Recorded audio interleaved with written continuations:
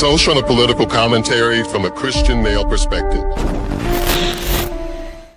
And just like that, ladies and gentlemen, we are back. Hey, guess what?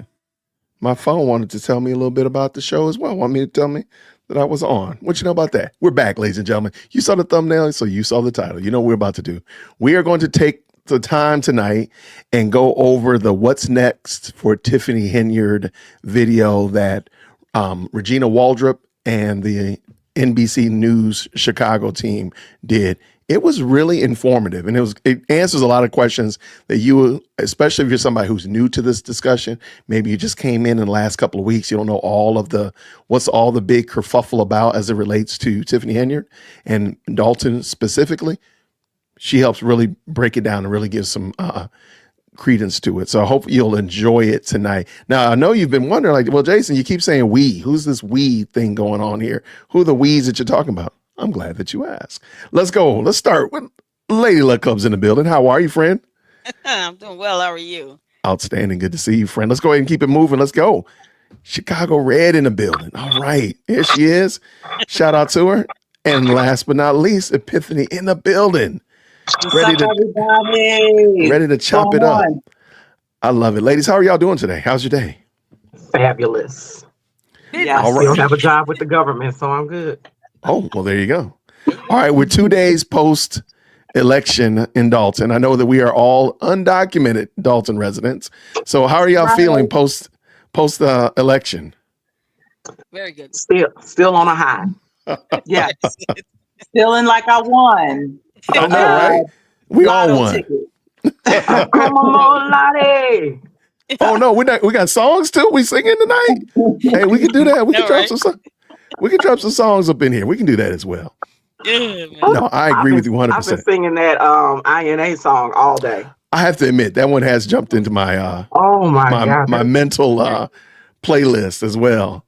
Yeah. So absolutely. No, this is the song that Jedediah Brown submitted. Matter of fact, if my moderators will drop the link in there, I have a playlist of all the songs that we were listening to the other day. We call it the Tiffany Henyard, the little Tiff Tiff diss track playlist. And one of those songs is called INA, is by the artist was KS, and the song's called INA. And it was really, you know what? How about this, Jason? Just to start it off tonight, I think we start off with a good mood. All right. Especially since I just heard President Firstborn and Chief Executive Second walk in the house, so my kids are home safely. I think the only thing right to do is to play the song. So let's bring it in. And then everybody be up to know, and then we're ready to go. Let's go. So let's do this. Oh, but they're loud. Can y'all hear them? Oh, good. They're crazy. The kids. Man. It's okay. I have my kids crazy. here. They're crazy, man. All right, let's bring this in. Shout out to KS, and of course, Jedediah Brown submitted this as this is almost kind of like the theme song from this week. So here it comes with no further ado.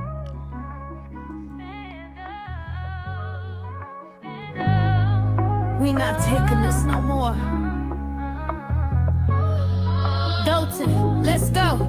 Tiff, you must think we stupid. You a lie, we see right through it. Talking about you want some tea. Come and get that drink from me. Yeah, right. We headed to them polls, we gotta let them know. Y'all ready to cash your vote? Yep. Alright, then call the roll. What God you representing? More like a super villain. Truth is your kryptonite was done in the dark, being brought to light. Right. Watching the truth unfurl, light eliminates darkness, girl. You had a chance to shine so bright, but greed wouldn't let you do things right. Fake charity, lining your pockets, ignore rules, money spending, just stop it. Big bingo, but you ain't got no budget. What are they doing? Swear we got millions, but when asked, you won't show it. Elections coming, so now you got receipts. Splicing videos you think we can't see. You do know we got YouTube. We can go back and watch what you do. And even though you refuse to show it, the truth is the truth, ain't no running from it. If you must think we stupid, we see right through it. Talking about you want some tea. Come Come and get that drink from me. We headed to them polls, we gotta let them know. Y'all ready to cast your vote? Yep. Alright, then call the roll. I pray God exposes your evil, removes wool from the eyes of his people. Protect those y'all been plotting on and scheming on, save them from all your evil. I pray, Lord, for the leaders who coming, give them wisdom to hit the ground running. Help them move with integrity, bring prosperity to the village who coming. Let's go, let's go, let's go. We got to clean house.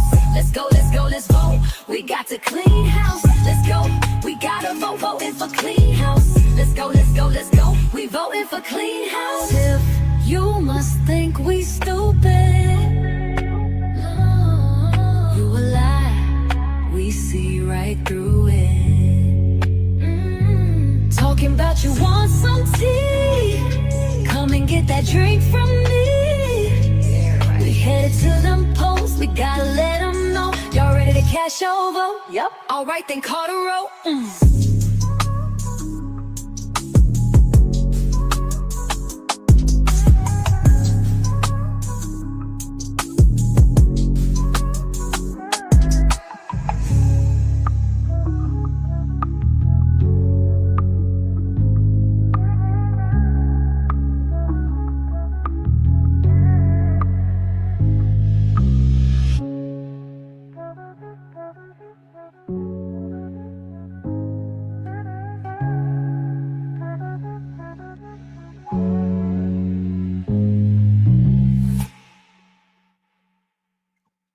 What y'all think? Hey, y'all, come look at this. Sorry about that. Oh, that's Kuma Molada. Y'all, we do not need to do that tonight. We do not need to do that tonight. All right, what y'all think? What y'all think? That's nice. I like it. Yep. Good jam. Yo, absolutely, absolutely. Let me You just switch must this. think we stupid. We saw you dancing, but now we get you singing. Oh, I don't think we were not prepared. We were I'm not the prepared best for chair this. dancer in the nation. I mean, America. Oh, In yeah, the- you know, in the nation, international country? in America. Not We America. just got a little group. Come on, we be our backup singers. You must think we're stupid. Come on. Oh, this is about to be a Hey. thing. You Okay, and well, I, we see right Come on, through music. it. Come on, man. I'm gonna be your Talking about muted. some I'm gonna be your music. muted. Hey, You can get that drink from me. hey. Okay, I'm done. Right, man. Oh, I know my okay. mama has wanted me to shut up. I've been singing all day. Oh, okay. Well, there we That's gonna go. be in my playlist. I'm rocking that in the car on the way to work. Yeah, that thing is that's nice. That's nice. It's nice. Absolutely.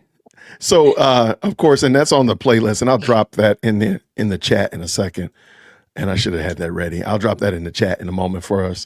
But tonight we're gonna watch and we're gonna go over this interview. I think he asked, if I'm not mistaken, I think he asked about 14 questions, give or take. And we'll just stop periodically. Y'all can definitely in the chat, in the private chat, if y'all want to tell me to stop at a particular point, that's perfectly fine. Otherwise, I'll stop kind of where it naturally seems that they're transitioning. But this again is Regina Waldrop and Alex. I don't know Alex's last name, from NBC5 in Atlanta, in Georgia. And they're just talking about as it says right here, what's next for Tiffany Henyard. It was really interesting. So I wanted us to talk about it tonight. So let us get going with no further ado. One in the chat when you can hear. Let's go. Is this it for Tiffany Henyard? We're sitting down with our Dolton expert one-on-one to walk through the results last night and tell us what happens next. Welcome to The Takeaway. I'm Alex Maragos. For our first ever episode, we are so pleased to be joined by the expert of all things Dolton and Thornton Township on this story for almost 2 years now, covering it so closely.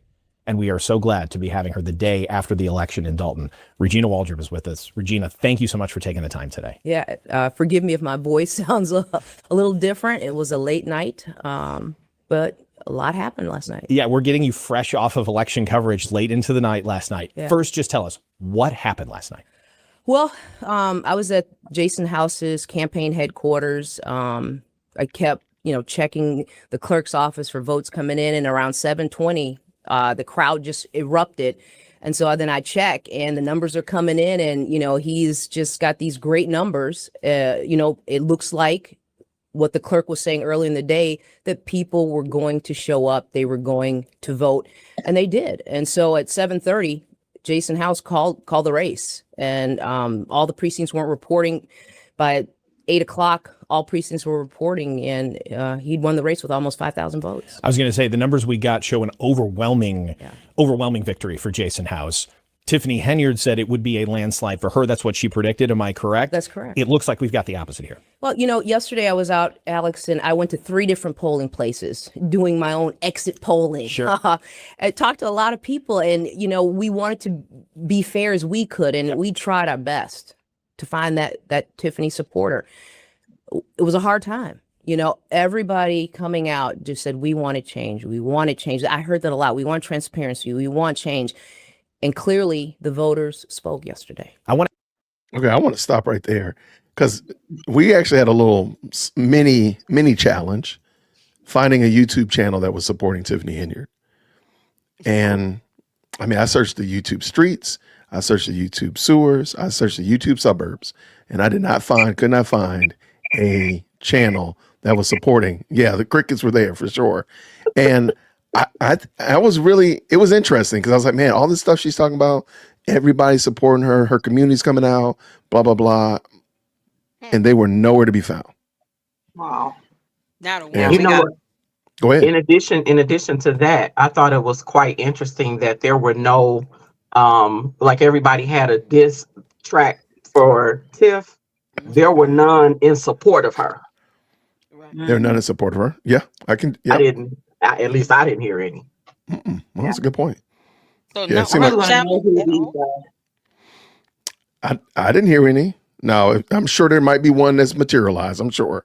But, feel free to drop it. Send it to me, dearwokesy@gmail.com. We'll listen to it.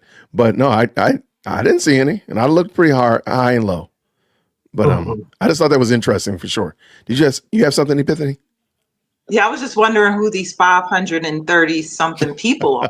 Like, where are they? Why are they not speaking out? Like, where's my vote? My vote is being suppressed. It didn't count. I voted for her. Like, where are these people? Well, you know where they weren't? At her victory party. That's I another. would think, another hey, factor. if I committed my vote, I'm committed to going to this thing. I'm going to give me some wings. I'm going to give me some potato salad. Even if you put raisins in it, I'm getting the potato salad. I'm going to pick the raisins out. I'm getting something for this vote. Because all them people are having a good time. All the 4,400. Look, I'm a part of this 5. I'm going to be at this party. Where were they? They might have been over at Jason's party. They just lied. They said, you know what? I messed I up. knew Keith Price would be there, but he was not there. He might have Really? slipped in the back. He might have asked somebody to bring him he might have asked somebody to bring him a plate. He doing that wasn't Spice at her Williams look party around at the all? corner. He wasn't at her party? I don't think No. that. No, there was literally, like the news said, it was like 10 people. I'm not Like, gonna the- say I was watching somebody's video today, and there was a segment on either I think it was WGN. It was one of the black anchors, Mhm. and they were showing this woman that with the mask Yeah, on. the only lady. Yep. But they kept showing her, and this is what she looked like. She was like, Why am I here? I'm like, where are all these people? She looked like she was irritated and agitated. She looked so upset sitting there. Like, what in the world happened? she Yeah. looked like a seat filler, if I'm being honest. I don't even think Absolutely. she was supposed to be. They grabbed her off the street. Like, come on We need inside. Yeah, we searching the highways and the byways, through the hedges and everything. We need somebody to come to this reception. So yeah, you are right. 1 DJ, 1 reporter, 7 people waiting for the food. Yeah, it was barely 10 people, I heard. But again, to Epiphany's point, there's 536 of y'all. Go ahead and fess up. Go ahead Okay, and that's be nothing. proud of Be yourselves. scared of it. Exactly. Where you Stand at? on it. Where you Stand on at? it. Stand on it. You committed, so go ahead and be proud of yourself. Go ahead and step up there. All right, let's keep this going. Wow, let's go. I want to ask, though, as it relates to the election results last night, has Tiffany said anything? Has she announced anything? Has she reacted to this what looks like an overwhelming loss in this primary? So, of course, we reached out to her camp, several attorneys that she has employed, all yesterday, all last night. We did have a crew at her election or campaign headquarters. Not many people there. She did tell a caterer, and we're getting this from our photojournalist who was there, that she would have a statement. We waited and waited for that statement. That was last night. That was last night. Okay. We're still waiting for a statement. Okay. You know, perhaps we're hearing from another station. She did tell them that she accepts the results, but we want to get that on our own. We want her to say she concedes it, and so far we haven't had that. So there's been no concession. No concession. Okay. And no statement, nothing from her camp right now, which is odd. But see, I think at any moment now something could happen, and something definitely will happen today. She'll talk there'll be statements, something. This is just not like her to be totally quiet. So broadly, all right. Have y'all? Well, let's talk about that, because Regina. I've done my research, Regina, and actually she did say something. She did say something. Actually, this is today. She said something yesterday as well, but I had this one ready because we were talking about this one before the show. She said, y'all better do y'all research on me. Stop listening to the negative people. I love the kids, and there's nothing they can do about it. I will continue being great, happy, loving, and strong. Watch my next move. Hashtag trust God. Hashtag I stand with Tiff. Hashtag Tiffany Henyard. Hashtag lead with love. Now, I am not here to pick on her. That's not true. I am here to pick on her. I am here to shellac her. All right. A lot of y'all know that I call this memeology, when all you do is post memes and these motivational speeches and scriptures out of context and all that kind of stuff like that. So you see here in the middle, there's this box that says this content isn't available right now. It's because Tiffany is notorious for posting other people's content, AKA their memes and their little motivationals, whatevers, and such like that. And somebody has said basically they don't want to be associated with her, so they blocked it. And this is why this box right here has a lock on it. But are you serious? I don't have Facebook, so I didn't know. Yeah, that's what this is. So somebody's took it down and don't want her to use it. Yeah. So the memeology has to stop. But even worse than that, what is this? What is she saying? What does this mean? How about do your research on me, ma'am? This is your platform. Her says, I concede he won. Then that's it. Or I apologize. Yeah, or I apologize as I'm getting ready to getting fitted for this orange jumpsuit. But yeah, what does this mean? What is I love the kids and there's nothing that they can do about it? That's a really creepy sentence, by the way. If P. Diddy had said that, y'all have some problems. So stop acting like you're okay with this, right? This is a very creepy sentence. Who was challenging that you didn't love kids? Right. Why 2 days after you get shellacked 12% to 88, do you feel like you need to tell us that you love kids? Maybe that might not be the best move. I'm just saying. I might be. Yeah. I need my magnifying random glass. stuff. That's the out stuff just for the sake of posting something. Or just to say something. Substance to it.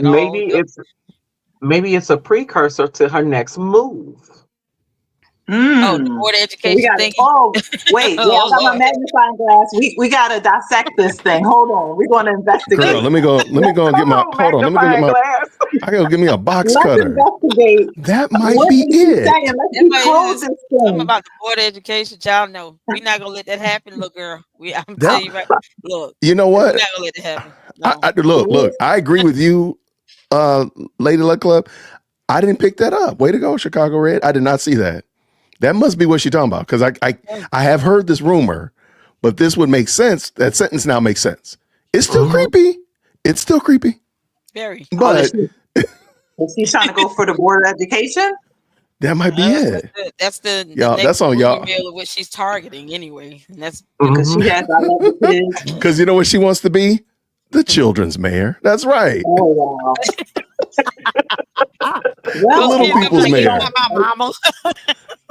You ain't my mayor. There you go. About her, but she actually used to work with kids. She had some type of dance group or something. It was something I was watching today. She had that dance group that the girl Fania. So she was on her interview that Regina did and was talking about how Tiff used to be before the corruption. So she was the children's mayor at one point, and maybe she's going to go back. I don't know. I can. Yeah, okay, I gotta give you that. The info of her wanting to go towards the Department of Education route, and there's some money in that. It's only for the money. She won't be going there because she actually look you like you barely see her at home. You be out in midnight Oh, shoveling Right. snow and your child at home somewhere, but that's messed you up. love everybody else's kids. Come on now. Wow. No. All right, we're gonna keep this dance going. Let's go. Speaking for maybe the people who aren't caught up on this story, what is Tiffany Henyard accused of doing? She is accused of, in a federal investigation, of misusing village funds, lavish trips, spending money inappropriately on things she possibly shouldn't have, Wayfair, Amazon, credit cards with no receipts. We do know that there were several subpoenas last year on the village and the township looking for all types of records on several people in her administration. Then Lori Lightfoot was hired to actually look into these allegations. And she found, at least in her investigation, that Tiffany and her administration were purposely hiding, how they were using funds or misusing funds. So that's what she is accused of. But also she's accused of retaliation by a former employee, her former assistant. And so Tiffany did not cooperate in Mayor Lori Lightfoot's investigation. She did correct? not. Okay. What But is she? some of the people who work in the village and township did. Okay. What is she? How did she respond? What does she say? How did she respond to those accusations? Well, first off, when she found out Lori was conducting this investigation, she said Lori should not be coming into her community as a former mayor, looking into what she's doing in her community. Yeah. So she really didn't want Lori there. And she also said that Lori was not going to get paid. So Lori was asking for several $100s an hour. It's still unclear right now if she ever got paid. Oh, But okay. Tiffany said flat out, Lori was not going to get paid for this investigation. And it was the trustees, though, that hired Lori to come in. Is that correct? A majority of Majority of trustees hired Lori to come in and do this investigation. And again, Lori Lightfoot is a former federal prosecutor and the former mayor of Chicago. Right. Now, I want to talk about Jason House, who won the election last night. He, ironically, used to be a Tiffany Henyard supporter. Okay, we're gonna stop right there. This will give y'all a second to breathe because 8:43 Mel, thank you so much for the $5 super. I'm gonna have to put you in 0-second timeout though, my guy, because this is totally inappropriate. This is disrespectful, my guy. He says, Board of Education, have you seen her spell? My guy, I gotta put you in timeout, man. I appreciate the 5-second. I appreciate the $5 super, man. But you gotta go in 0-second timeout, man. I gotta put you in there, man. I mean, speaking, forget that. Have you heard her speak? Forget I mean, spelling. really. I have to Right, read spelling the is- dictionary after get to talking, listen to her talk. I gotta read a dictionary just to get that brain power back that I lost. Okay. I agree 100%. All right. So he did give a good overview of like how they got here, of course, with the but I think Regina didn't do really. There's so much stuff that's happened before, like the recall and the Tahoe and all these other things that can be brought up. It really is. He's going to jokingly say, you did the worst mayor in America documentary on her. Are you going to do a part 2?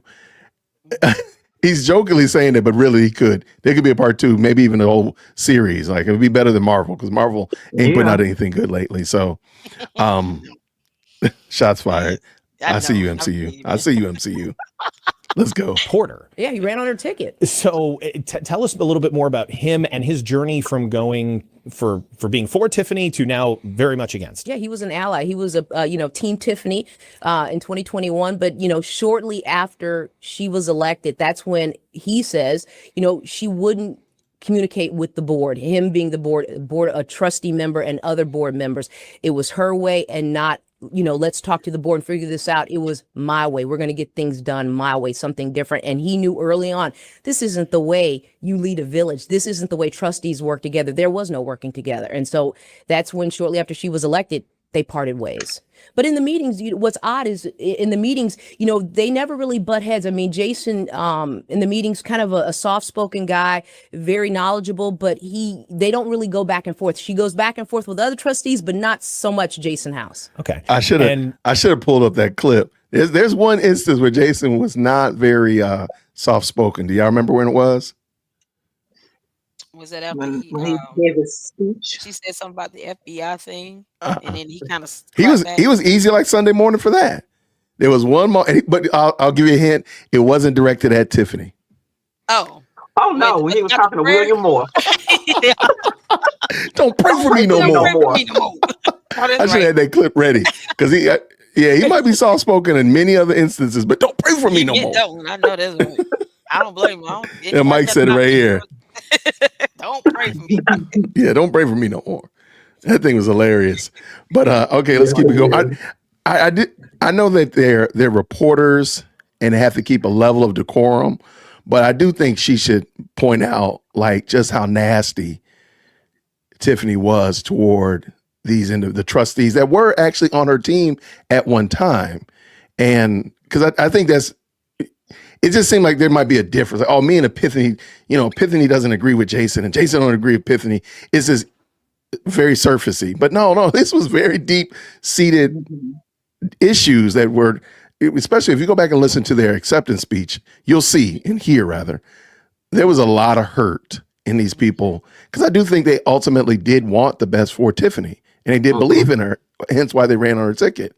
But when they realized quickly, we are in some deep weeds, and then ran the recall. But okay, anybody else? No, Let's jump back in there. Go ahead. I think I said really quick. It's like coming out of an abusive relationship. That's what it seems like. And feels like. They were in an abusive relationship for 4 years.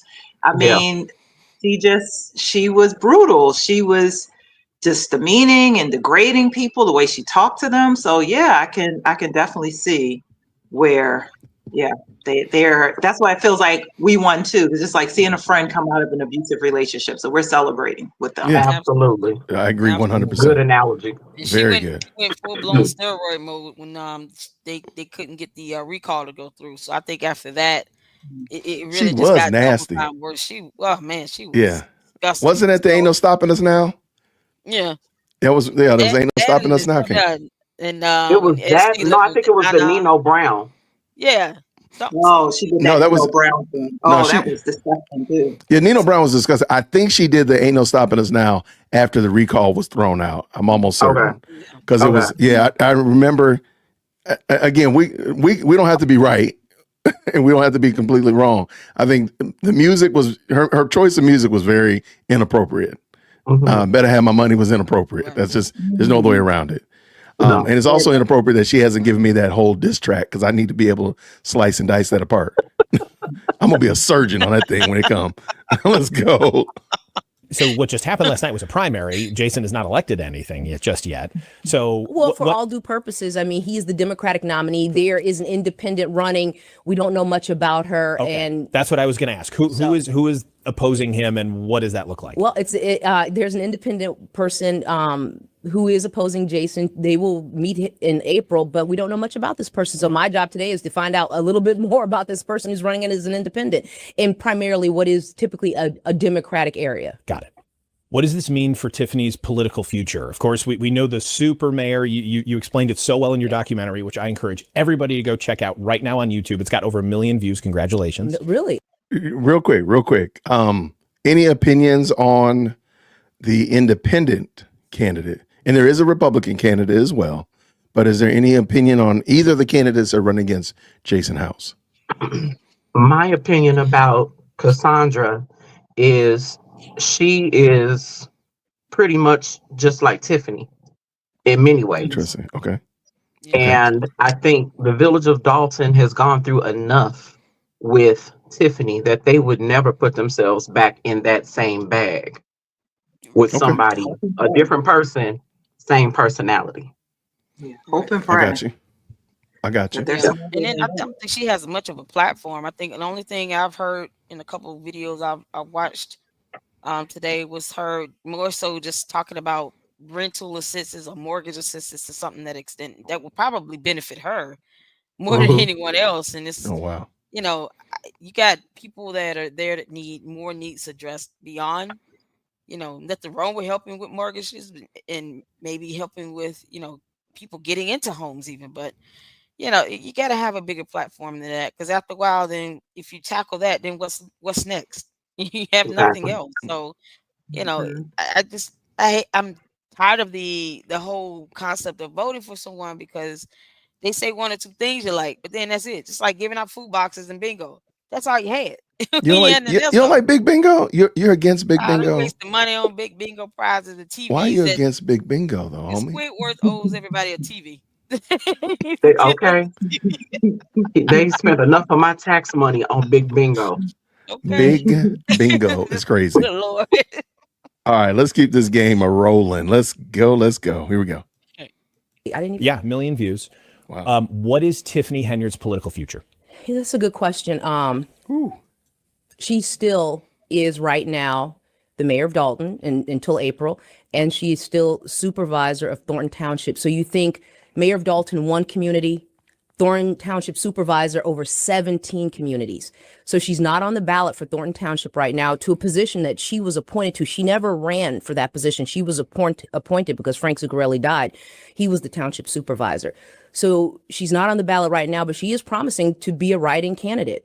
So that will be the test, is what happens in April. But I think her political career, I think she's going to try for some other office.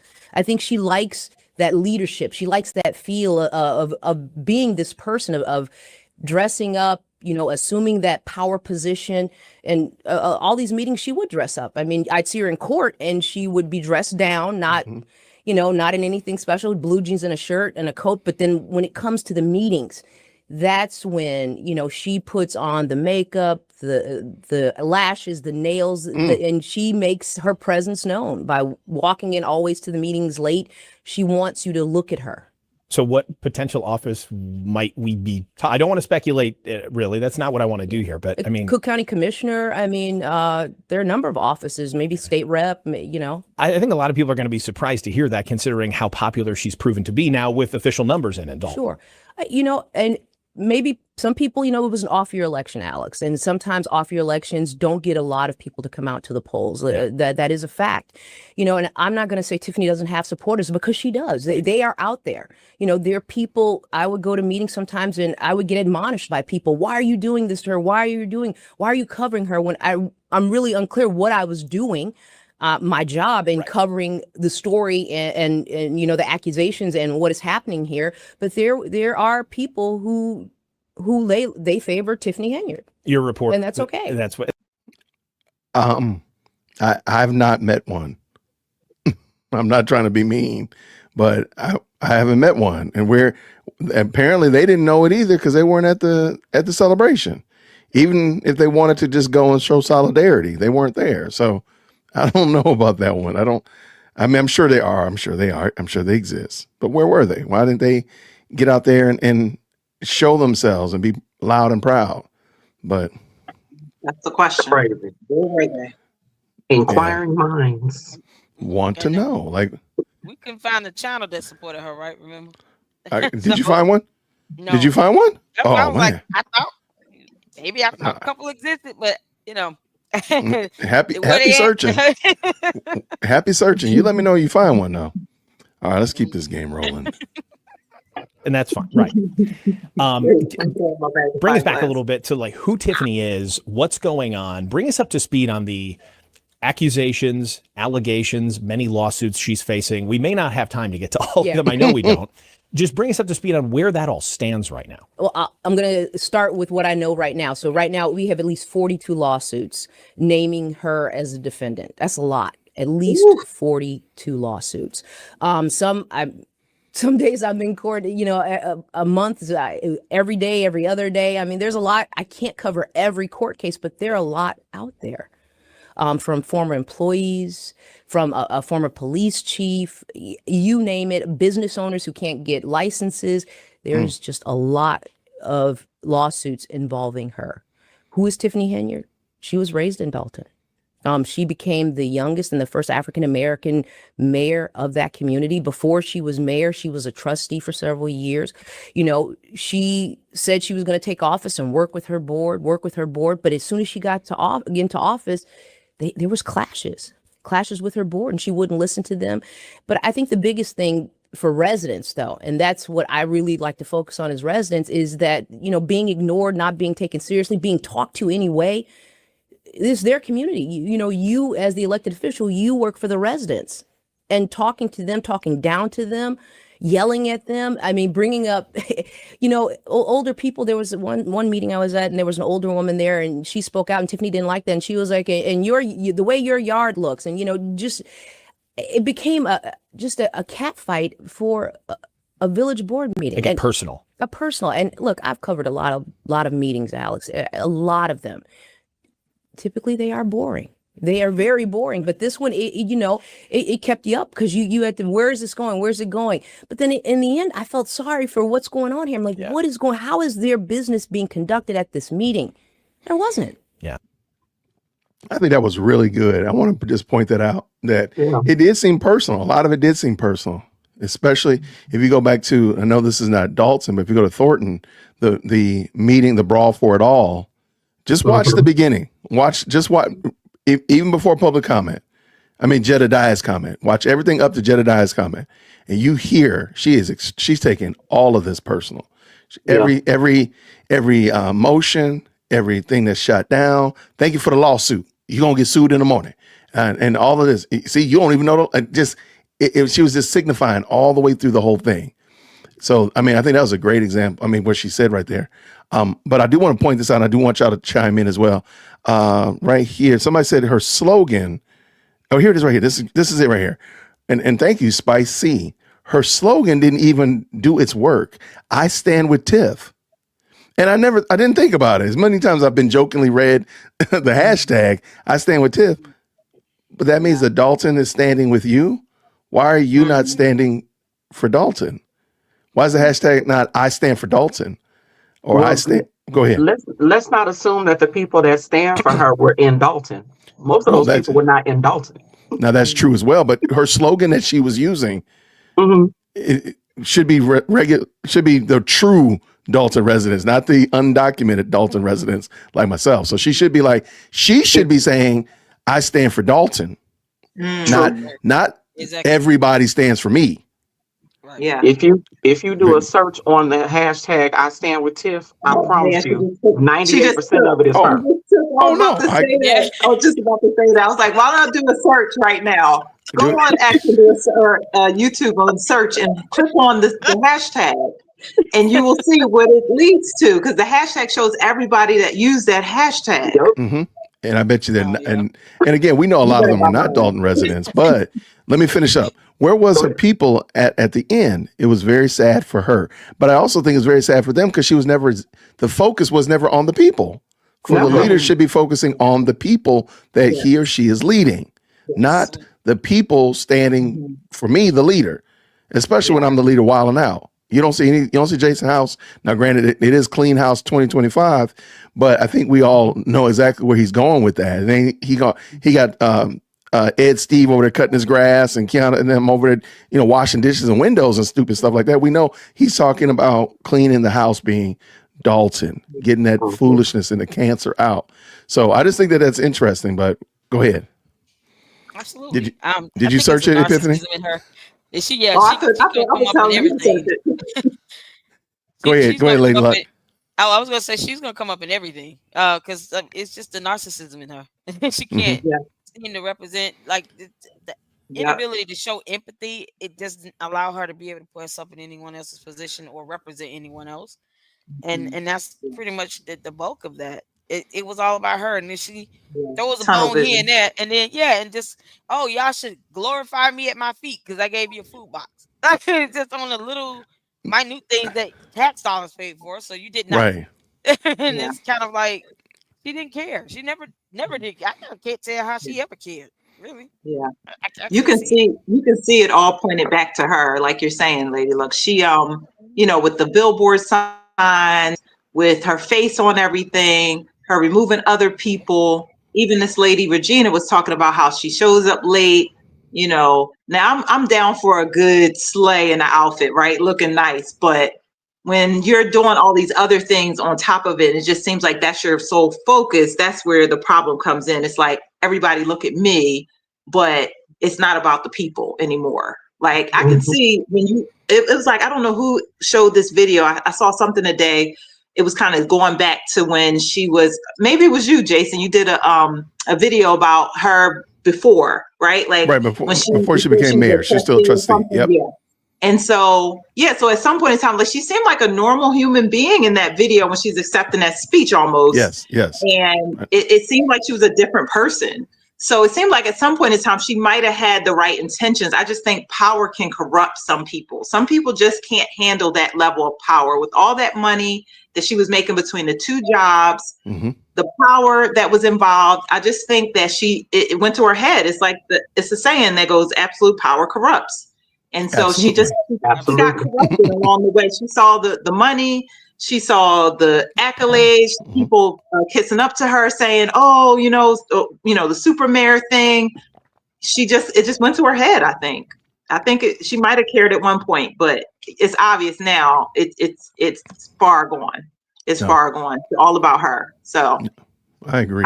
Go ahead, Chicago. I attended either one or two of the Dolton meetings and 2 or 3 of the Thornton Township meetings, because I'm in Thornton Township.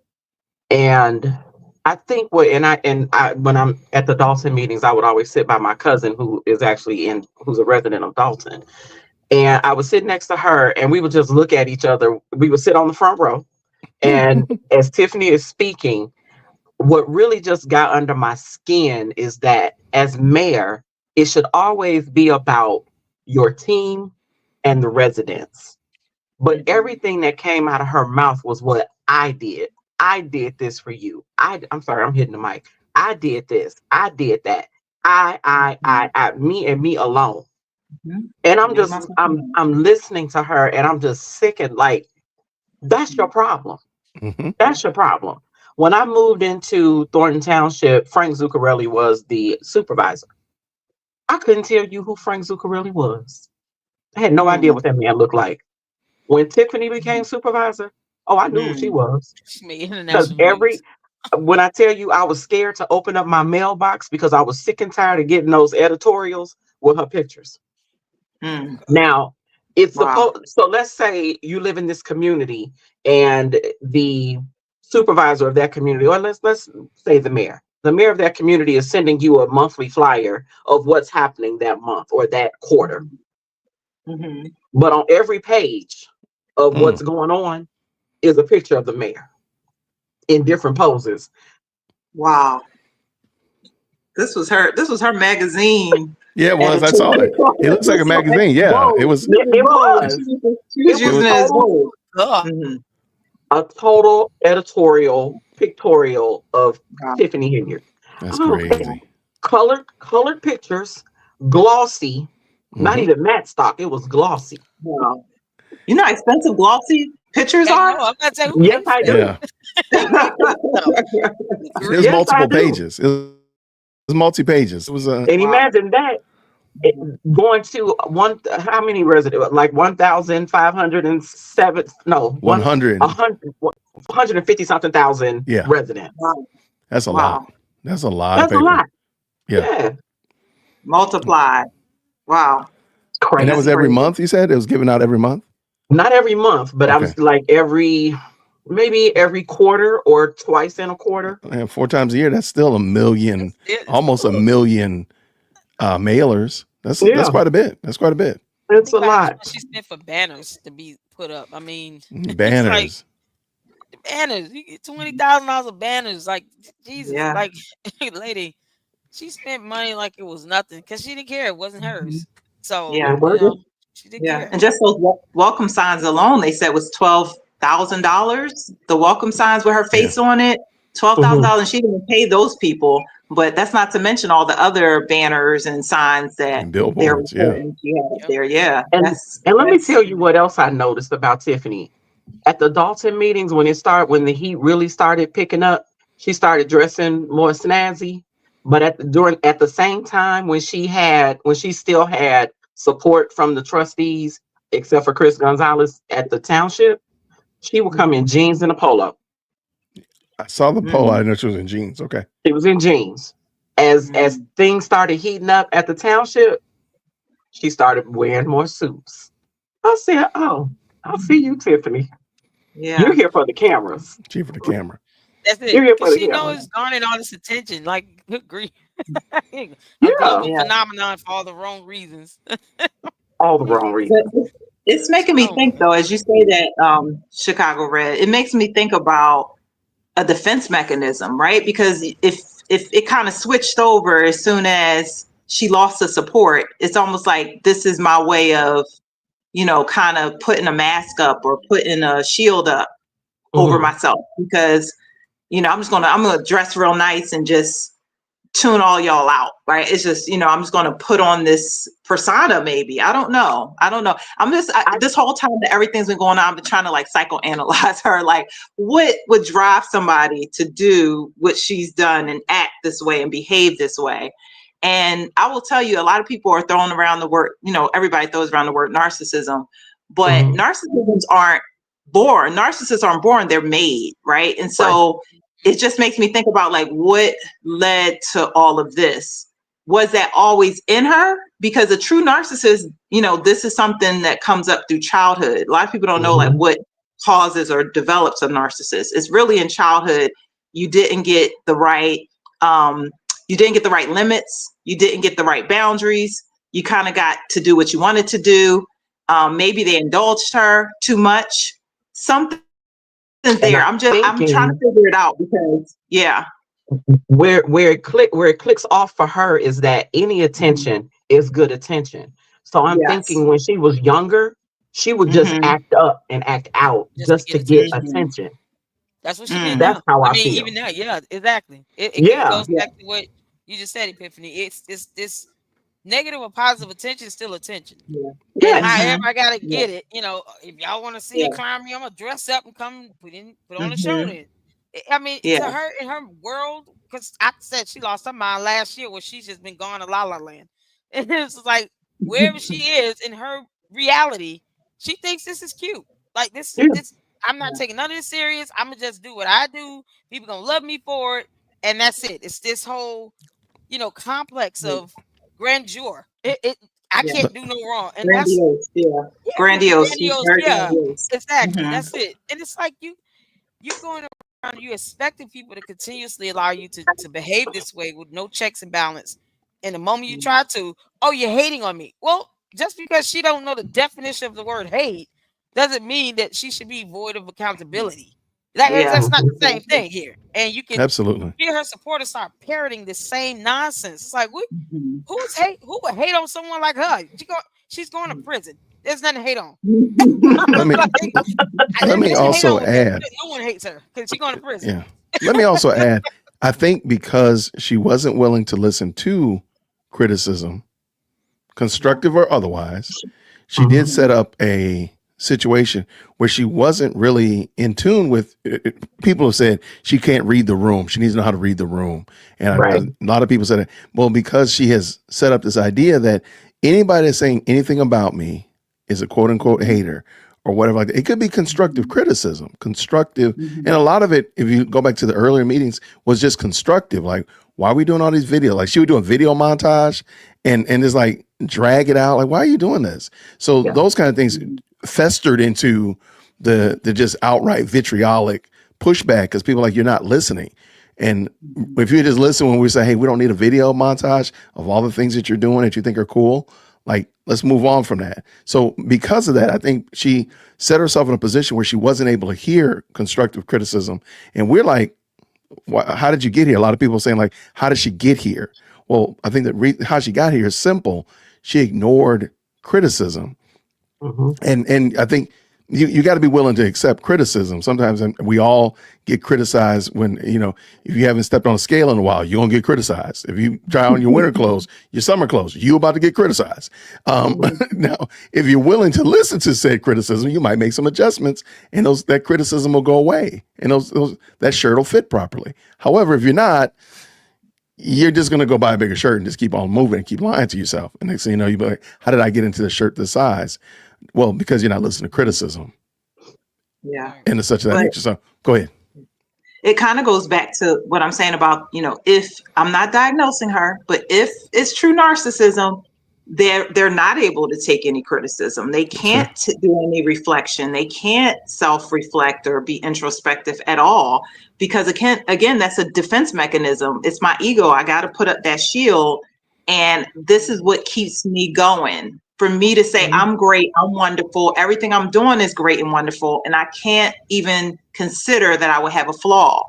That's how I function. And if you try to strip that away from me, I don't even know what that would just be. I don't know, like what kind of breakdown would that be for the narcissist if someone stripped away those defense mechanisms? Who would they be? I think it's a lot of insecurity there underneath, behind it all. Absolutely. Yeah. And so this is how they function. You know, you can't, if you take in those criticisms, it's destruction. And that's probably what started happening to her at the end, while we didn't see her and she got quiet and nobody knew where she was, because she just couldn't. It kind of all came down on her at one point, because now I see, even I'm on the news saying I'm going to be victorious and everything's going to be great and you'll see I'm going to win. And then no, that didn't happen. So yeah. I don't know if she really believed that though. We might have to, I don't know. We watched behind the scenes. We watched that last video she did. And I want a body language expert. I want a body language expert to look at the first video Tiffany did on election day and that very last video and tell me if what I'm seeing is correct. Because up here I'm watching somebody that really is putting on the show, really faking the funk, super faking the funk. She looking at the camera, she talking lots of mad trash. By the end, she looking over to the side like, yeah, we're about to win. She's calmed down. I'm about to win. we're going to have a great night. We're going to talk about the stuff that we're going to do. And she's even speaking in plural and nobody's there with her. I really want a body language expert to look at that and just tell me, am I seeing that? Because I don't think she believed it, but go ahead. Maybe there was somebody there with her. Girl, I ain't mess with you. We just don't. The camera person was there, right? Right. No. Well, that's true. No. Think deeper. She got some voices in her head. Right, them others in her head. Y'all are wild. Mike Let's and Jim and them. What? Buttermilk made a comment. What was that comment? Tiffany wants everyone to love her and her only. That's fair. But it's true. But I think even if they don't like her and they outwardly say that they don't like her, she still receives that as some form of love. That's probably more true than false. I'll accept that. I think it goes both ways. She loves that. She loves the love and she loves the hate. And I say that because whenever she would get on her high horse at the meetings and start talking about I'm clickbait, you make yourself clickbait. Right. Absolutely. And you play the part of someone that needs to be clickbaited. Right. She plays the role of a Bond villain very well. Yeah. It tried to criticize, the news on the day of the election. Y'all been painting me in the bad light for 4 years, but you put yourself out there. No one would have known who you were if you hadn't been so boisterous about all of this. You put yourself out there. All we did was pay attention. We just started watching. And right. That's all we did. Believe how you were bold and audacious with this spending money on lavish trips and all this nonsense and not being able to give over an invoice or a receipt that shows a transaction. Look, girl, transaction, right. not just you a transaction. That's all we wanted. And it's a blank piece of paper. That's not a receipt. Everything can't be called a receipt. So she put herself out there, presented herself like this to the world, and now the world is watching. And it's like, don't look at me when it's something bad. Only look at me when it's good. That's not how it works. Not how it works. I'm paying attention all the time. Well, I have a question too. Yeah, I have a quick question. And this is no offense, no shade to anybody in the comments that's watching that's young in a position of some type of power. But do you guys think that her age, because she's like the youngest person, had some kind of effect or played a role in this whole thing? I just had like personal experiences where like you have a supervisor, let's say, and they're younger than you. You see this like overcompensation of, I have to show that I'm in charge or I'm in power because I'm young and people aren't taking me seriously. Do you guys think her age played a role at all? Because I kind of been thinking about that. I think it may have, but you guys tell me what you think. I disagree. There's been a lot of young people in power that didn't do what she did. Yeah, she's 40. The same age, and her birthday is June 18th. She's 41 years old. She's 41. Okay. Yeah. No, I don't. I don't think that now. I think there's a maturity level. We could have a maturity issue, but I don't think it's like a chronological.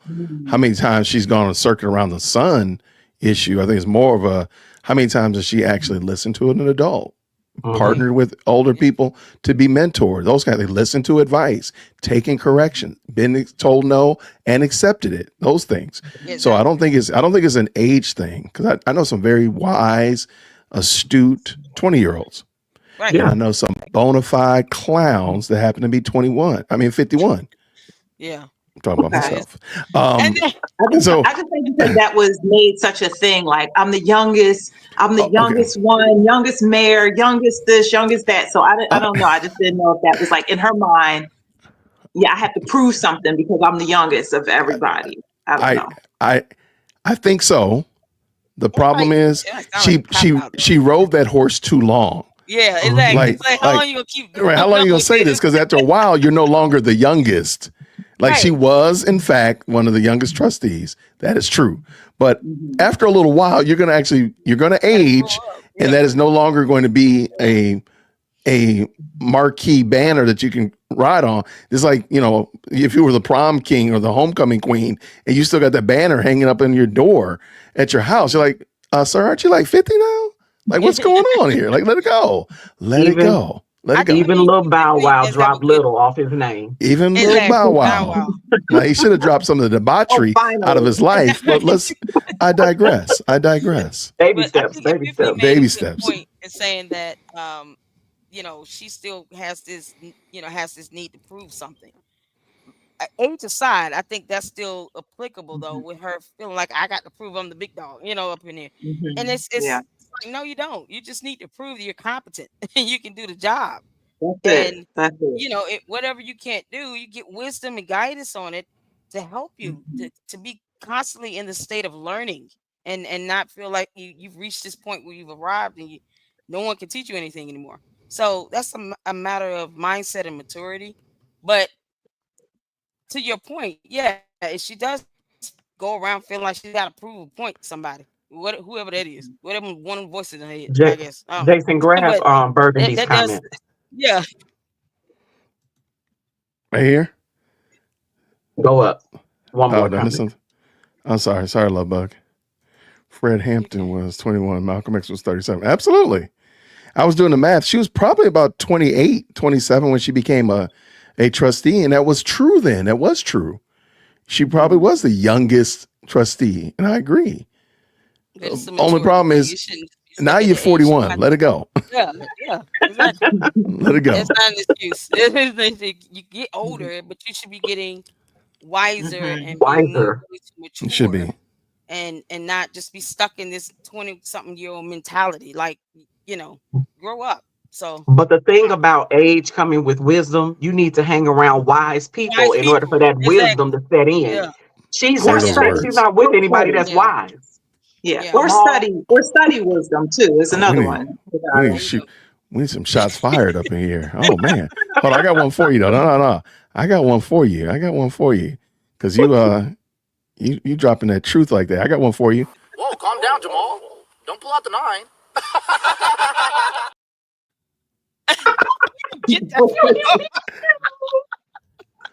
I don't have that on my soundboard. Well, there you go. I'm here for you. I'm here for you. Okay, we got. You know what? We actually have a video that we're supposed to be watching, y'all. Okay, all right. Let's get this back. Before you start, Regina's been frozen for like 20 minutes. Bless her heart. Alicia went live. She might be at the shift thing. Oh, go ahead. Okay, let's get done. And who's on the losing end there? Residents. You've done a great job putting them, I think, I'll just go ahead and say it, front and center in all your reports. Certainly in the documentary, you profile several residents who have had to deal with whatever you want to call what's going on in Dolton and in Thornton Township lately. I want to ask, why do you care about this story so much? You have stayed late so many nights, not just last night. You've worked on your off days, holidays. This has been a pretty much 24/7 thing for you. Why this story? That's a good question. I grew up 4 miles away in Harvey. I grew up 4 miles away, very familiar with the community. I still have family who live in the south suburbs, and I think the Southland gets ignored a lot in coverage from, news stations. I mean, we're not the North Shore, we're not downtown, we're not Lincoln Park. It's the Southland where a lot of minorities live, and the Southland is suffering. I think about why my parents went there in the first place. They were living on the south side of Chicago. They wanted someplace affordable, someplace safe to raise their kids. The Southland was it, but the Southland is suffering. Property taxes are sky high. There's no industry there. There is no industry. They're suffering from unemployment, no jobs. And so I said, you know what? I grew up in this community. I owe it to the people who live there and to my family that still lives there to try and bring some attention to what is happening in the Southland. Just the mere bringing attention to it. What have residents told you about just getting coverage on this stuff? What do they say? Last night, just being out, it was hard to do my story because so many people were coming up to me, hugging me, thanking me. They're like, we did it. But, I just wanted to shine a light on what's happening there. I didn't do anything. I just wanted to shine a light. The people, the voters, they walk the walk, they talk the talk, they walk the walk. But in the end, here's what I'll say is that Dolton, what's happening there is not alone. It's happening in several other Southland communities and nobody's watching. It's not on Lori Lightfoot to monitor or to take an active role in what's happening in Dolton and other communities because she's been asked to do investigations like she did in Dolton and other communities. That is well and fine. But I think the Illinois legislature, the governor, they need to take a look at what is happening in other South suburban communities. On the state level, what have they said about what they should, shouldn't, can't do? What position have they taken? We asked Governor Pritzker flat out a few months ago, what could he do to help Dolton? What is his thoughts about Dolton? And he said, Lori's got it taken care of. With all due respect, Governor, Lori has no subpoena powers. Right. She's a former federal prosecutor. She conducted an investigation. He could do more as governor. The legislature, they could do more. These residents, they were frustrated because they had written so many letters. We saw the letters to Kwame Raoul, to the governor, to other lawmakers, just trying to get somebody to pay attention to them, to listen to them. And you know what we did, Alex? We came in, we listened. When you think about what... Yeah, I'm gonna stop for a second because I let it go a little longer than I anticipated. Anybody want to jump in on that? What she said about the industry or lack thereof? What she said about... Go ahead. When I'm in Illinois and when they... I remember seeing the segment of them being at it was some kind of meeting that the governor was holding or some type of press, what do you call it? Press conference. Press conference. And someone asked about the situation in Dolton. And and that's exactly what he said. The former mayor, Lori Lightfoot, is handling it. I'm sure she'll do whatever she needs to do. And I'm like, but you're the governor. You're the governor. Lori Lightfoot has absolutely no power in this situation. Now she might have connections because she was a prosecutor, I believe, with the feds. But you're the governor. Do something. It was frustrating, and this was like I want to say May after Lori took over. So that was about May or June. And it was shortly thereafter when he made that comment. And I was like, now you're starting to act like a billionaire. Yep, take care. Because he is a billionaire. Billionaire, or I want to say something. It might be controversial. I don't know. But don't say it. We all think. You want me to give you a big screen? Yeah, give a big screen. There you go. I think since 2020. Some people scared. People like him are scared. Scared to go against somebody like Tiffany. It's almost like when you go, I want to use another analogy from the Fannie Willis case. The judge there, before I knew he wasn't going to take her off the case, I was like, he's down with BLM. He gave it to her campaign. He drank the Kool-Aid. He's not going to remove her. He does not want to be the one that removes a Black woman. So people who've drank that Kool-Aid, like himself, he's not gonna say anything. Oh yeah, let Lori do it because Lori has the complexion, in his opinion, to handle it. Yes, that's my controversial opinion. I said it. There you go. Lori ain't got no complexion for nothing. But see, I think to the point that she's making though, he has, because it will be perceived. You got to think about how will it be written. White male mayor. I mean governor. Forgive me. Removes black female mayor. First black female mayor. Yep. Of a predominantly black community. That's how it'll be written. That one her gone. I could see that. However, the predominantly black community wants him to come and do the work. I agree, but remember, a lot of people. This will be when they open up that newspaper, when they see that website. This will be their introduction to this situation, and that's all they'll know. And again, it'll hit Black Twitter, and Black Twitter don't pay no attention. They just will run with it, and come on. They'll just run with it and won't do any due diligence. And we already see this in the Joy Reid case. Because remember, they removed Joy Reid because of racism, even though they replaced her with a black woman. But they don't talk about that part. They removed Joy Reid because of racism, but they replaced her with another black woman, but we ain't gonna say nothing. So they already know it'll get in the zeitgeist and it'll just run. And nobody will do the research and check back on those things. So that's what I think. Go ahead. Well, I know that it would. Go ahead. No, I was going to say, I know it would be sensational.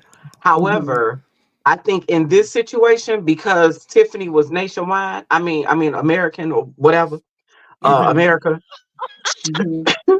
everybody knew what was going on. Yeah. But I'm trying to get into some of the sensationalism out of the headline. I'm trying to get you into his thinking though. Right? I'm trying to get people into his thinking. Why wouldn't this governor step in and do something? Why is he a lame duck? I don't think it's just because he's a billionaire. I think it could be something deeper there. Oh no, it's definitely deeper, but not what you're thinking. Okay. I can understand her point because he's political. Afraid of that backlash. It's not even backlash. It's not even backlash. It's I don't think he may have caught it that much, but if you get. The fact that he was even scared to speak about it is problematic. Let me hip y'all up to something. Okay, hit me up on some game. Drop us on. Come on. Wait a minute, let me get my magnifying glass. Go ahead. This is Illinois. They don't care. Let me ask you a question. I think you wild, Chicago. Let me throw a proposition. That man is a billionaire. He is really not worried about what anybody thinks.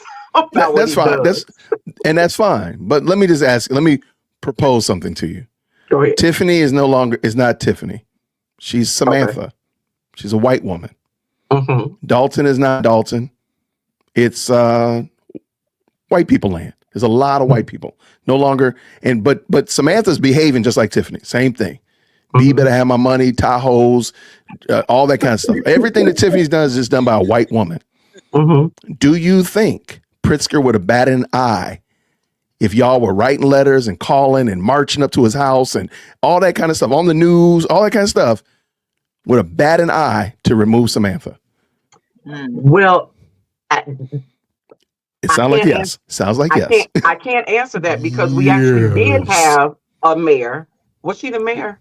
It was a woman in Cicero, a politician in Cicero, Illinois, which is in Cook County, same areas. Yes. And just say it with me. Come on, say it with me, everybody. She got indicted, convicted, and went to prison. See, you see what I'm saying? Come on now, thank you. Wow. Exactly. So that's why I can't say he would or wouldn't, because we actually had someone that was in the same vein as Tiffany. And she was a white woman. But I think, but see, you're making Tiffany's point. That's the point that she made. So the governor had nothing to do with it. Okay. Do you think that there would have been any of this delays? I think what Epiphany's trying to say. Do you think that they would have had any problem? Do you think they would have had this issue with the recall if it had been Samantha? Do you think they would have had any of these shenanigans? Do you think that the AG would have come in beforehand if it had been Samantha? I think that's what. Am I right, Epiphany? Feel free to jump in. Yes, that's what I think. That's what she's saying. Okay, well maybe it's I mean, going over my like I head. said, I do understand because I actually reacted to that. I did a video about it last year, and I called him a Mhm. pearhead, and I was like, this pearhead of a governor, just ignoring this, Period. glossing over That's a this. period. He's shaped Not just the like a pear. period. Period about- Not the period. He's shaped I'm just like a laughing pear. because he does have a head like a bulldog. His head is huge. That's okay. Hold on. I I gotta look keep this up. laughing. I'm gonna pull. Let me Pull here. him up. He looked just like a pear. All right. Why y'all like this, man? Why y'all like this? Here, let's He let high this on go. happiness right now. Y'all I'm gonna gonna get pull on up my Illinois governor though. mayor. I said he don't care. He doesn't care, and I'm like, He it's might sad not because have favor with me right now, but get off he my probably don't governor. like me. He like Lady Luck Club is the worst. Yep. Let's get it. Let's go. Oh my goodness. But Okay, I'm I gonna look tell him you, up while yeah, y'all are doing this. Oh, What lessons this might have. I mean, Illinois, I don't know how many times we deal with accusations of this politician or allegations. I mean, here we are. When you think about what lesson this might serve to residents, to other elected officials, what are you taking away from this case specifically? Because this has been, in my view, one of the craziest we've seen lately. Two things. In 2021, when Tiffany Henyard was elected, you had about 2,500 people out of 16,000 registered voters who voted. Number one, you have to vote.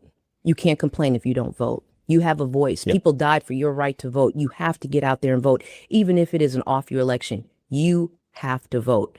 Number two, you have to go to those village meetings, those city meetings. Show up. You have to show up. Some people ask me, how do things happen in the community? How do liquor stores show up? Why are liquor stores there? Why is a smoke shop there? Did you go to the village board meeting? Did you go to the city council meeting? And this is a lesson I take on myself because I think, man, I'm so busy. I can't get to the school board meeting. I can't get to my village board meeting. But you know what makes me want to go? When I see what happened in Dolton, I need to find a way to get to those meetings. I don't know if I've ever been to a meeting outside of work. There you We go for work, but yeah, I'm right there with you. It's a little bit more civic participation can go a long way. A long way. All right, so we're sitting here now the day after the election. Yeah. Is this a breath of fresh air for Dolton? Is this a new day? I just, overall, you've covered Dolton, you've covered Thornton Township, you've covered Tiffany Henyard for almost 2 years, almost 7 days a week, it feels like. Sitting here today after the election, what is your one takeaway from this story? Well, last night, Jason House, the trustee who won the Democratic primary, he said this is a new day for Dolton. And all the residents I kept talking to, they kept saying this is a breath of fresh air. This is something new. This is the future. We're going to move forward. Lori Lightfoot said, hey, if a new administration possibly comes in, they can right the ship. They can get back to good government. They can bring Dolton back. And I think this may be an opportunity to do that. This may be the opportunity she's talking about. Because right now it's in the red, but she says, things can come back. We can bring this community back with the new administration, and here it is. Last, really quick, you had a fantastic documentary to educate over 1 million people, at least, about what's happening in Dolton. Is there going to be a part 2? People always ask me that. Alex, the part 2 for me is in the community where I come from in Harvey. Yeah. I get so many people writing to me, you need to take the same look you took at Dolton, you need to look at Harvey. And so my next focus will be looking at other communities, Harvey, Calumet City, other communities where they say they're having the same problems, Sauk Village. I want to shine a light. I want to talk to those residents. I want to be the person who listens. My sister called me and she said, you need to change your title, not Regina Waldrop, General Assignment Reporter, Regina Waldrop, the People's Reporter. I like that title. Regina Waldrop, the People's Reporter. Thank you so much for joining us on The Takeaway. I'd love talking with you about this. And I know you're going right back out to do more reporting today. So thank you for spending time here with us today. You're welcome, Alex. All right. Jump on in, ladies. What y'all got? Oh, man. That was good. This is my first time watching that. I think the bulk of it is that there's a huge relief on Dolton, and people are just able to see the light on things. And I think one of the things she said that I've been saying forever is, exercise your right to vote. I mean, just a mere 60 years ago, the Voting Rights Act was passed. Right. Were hosed down and having to protest and bitten by dogs and wrongly arrested, and some even lost their life, and harmed and hurt over the right to vote that was passed in 1965, just 60 years ago. And so to not vote and then to have a complaint about everything, it's, hypocritical and disingenuous. And I think, just the major things that we always have to be mindful of no matter where you are. There are the corruption everywhere, and it's like a plague. You're seeing something new with some mayor somewhere, or councilman or governor just getting beside themselves, and it's almost hard to keep up because it's happening so often. It is. And then they're becoming more emboldened and empowered because they got way too many people making excuses. Way too many people allowing them to just kind of do that and to display this behavior, and no checks and balance. And it takes an act of God to get rid of those people, but the ones that are good, that might make a mistake, they're gone in 2 seconds. But it's look how long it took to get rid of her. So I think that's the biggest part of this, is that they tried to get rid of her. They didn't. It was some technical issues, and now this is the only way that was left, other than another recall. But this is the quick, way that was left to do it, and they're finally relieved of her. And I think it's a breath of fresh air. It really is. Yeah, I like it. Ladies, either one? I agree. Go ahead, Tiffany. Go ahead. You sure? No, I was just going to say, I think that one of the rising stars that came out of this was Regina Waldrop. She really did her thing on these documentaries, and how she's, her reporting. I think she said something about like the People's Reporter. I think we want to rebrand her to Super Reporter. How about that? So she really did a good job. She did a good job on that. Her exposés that she did of it. I also think that it brought their community together. That was a good thing that came out of it. Somebody said trauma bonded in the comments. And I think that what happened with her actually highlights a much bigger issue that we had in our nation. I go back to my original statements that in 2020, if a lot of people don't know, we had a race war, right? And so a lot of things shifted and changed based on that. If you look at how she came into the position, was the supervisor. I think she was appointed to that. The guy who appointed her never even did his research. It was just, I don't want to say certain things, but he said it in the interview that they wanted somebody young, female that was Black. Or he said woman of color. I think Trustee Gonzalez said. So yeah, I mean he said it. And he said he realized soon after he messed up, but the water was already under the bridge. So he said he didn't know what was going on in Dolton, which is crazy work. To not know that that's happening. But this is my pet peeve that I have that makes me feel passionate towards this whole saga that happened, that made me tune into it and be all invested, even though I live thousands of miles away, is the whole idea of DEI, which I believe stands for discrimination, exclusion, and indoctrination. The whole idea of that is based on the fact of what happened in 2020 and them just pushing people out into positions of power because of their skin color. And I think as African-American, Black people, however we want to label ourselves, that we should be the most offended by that. That you're not going to put the best of us out there. You're going to put a face out there just because of their skin color, but not with the qualifications, not with the education. I mean, she has a degree, which I don't understand, not able to speak. It was a mess. Her attitude, her demeanor, but you made her the face. Why? So anyway, it's just something that I don't agree with. I don't think that we need affirmative action or DEI. I think that we're competent. I think that we are smart. We're educated, a lot of us, and we can rise to prominence and power without somebody just throwing us into a position, especially somebody like her, that just really came and messed a lot of things up. It was not a good look. It was awful. And I'm so glad that they are free. But I think that this was a good thing that came out of it, that now it's shining the light on local government. Go participate in your local government. A lot of people ignore the local government, and we're all focused on the presidential race and everything that's happening there, while things are happening all around you in your community. You have no idea. what's going on. So it was so many things that came out of this that were good, while it was a nightmare for those people for 4 years. So that's my little take on it, and that's all I'll say. I love it. Thank you so much. Either one, anybody else? I thought that was a good interview. I'm glad that we watched it. I had a good time checking it I'll out. let Looks Red like go. I'm gonna say something, but I'll let Red go. I think she wants Go ahead, to say Red. something. Well, I did like that. I watched it earlier when you sent the link, and I agreed with a lot of what Regina was saying. Her reason for pursuing it, being from the area. I'm from the west suburbs, Dolton and Harvey, those areas, South Holland. That's the south suburbs. I'm probably about 15 minutes from the outer limits of the west side of Chicago. Dalton is literally, this is Chicago, this is Dolton. It's You just walk across the street. So I grew up differently in a different space. When we got this house, I was 1 year old, and it was nothing but white folks here. The South Side has always been more mixed as far as ethnicities. A lot of what came from the South suburbs had a lot to do with the steel mills in Indiana and in the southern area of Chicago. So you had a lot of people moving from the city into Chicago. So when Regina is talking, I know where she's coming from when she talks about that area. Tiffany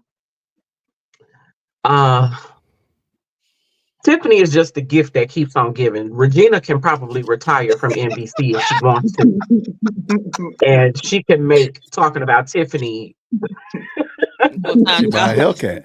She's buying a Hellcat. Really? I'm telling you. And you know that I had forgotten my thought earlier, but now that I just said that, I remember now.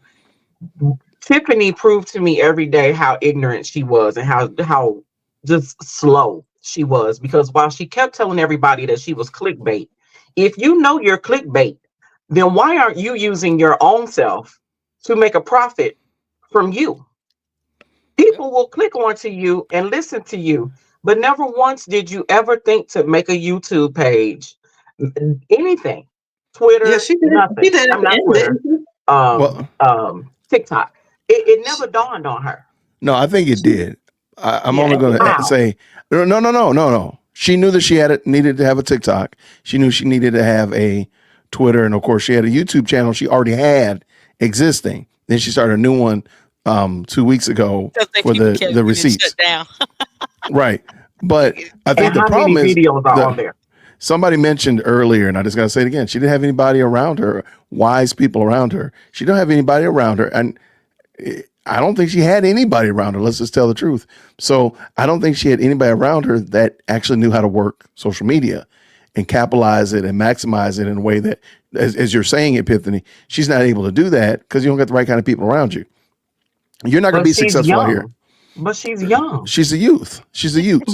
But you're not going to be successful out here in these streets by yourself. You're not going to be successful out here in these YouTube streets or even the suburbs of YouTube by yourself. You do need to be with people who can help you because you don't know everything. There's no way. Or people that cared about her, because people were around her, but it would seem like it was people that were just leeching off of whatever she could give them. Fair. Right. Whatever she was paying them, the boyfriend that she's paying $300,000 or something salary. Right. $100,000. Her married boyfriend.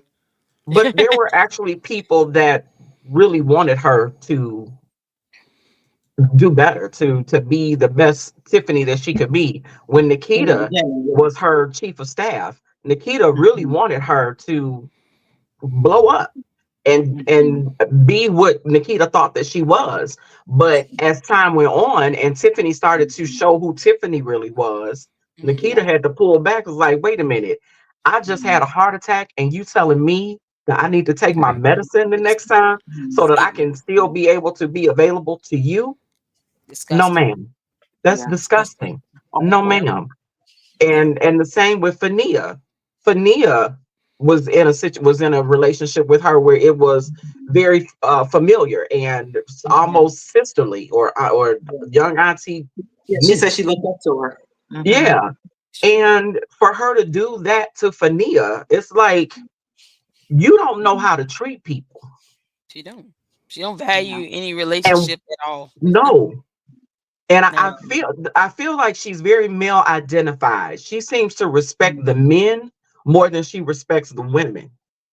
And it's usually the men who disrespect her that she respects the most. Yep. And that's problematic. Yeah. I was gonna say one thing, a couple things rather. One thing that I wish it wasn't the case like this, especially when it comes to these programs like DEI and affirmative action, because you have one or two that gets in and they just make it look bad for a whole bunch. For everybody, right? You may have opportunities where, I went to an HBCU as well, and you might have opportunities where you Which have one to go smart, to? intelligent Spelman College. Come on now. You gotta say the thing was a little bit of say that thing. Come on now. Spelman Come on. College. I went to One of Spelman. my good girlfriends went to Spelman. Her Yeah. husband went to Very Morehouse. blessed. The house. Very blessed. So The Jason's my house. Morehouse brother. But one of the things that just having gone there and having come out with the opportunity to have some, programs available throughout school and even after, you have this tight market, where if you just get the opportunity, if you can get your foot in the door, you can prove that you prove your worth. You can prove and go in and show that you're competent.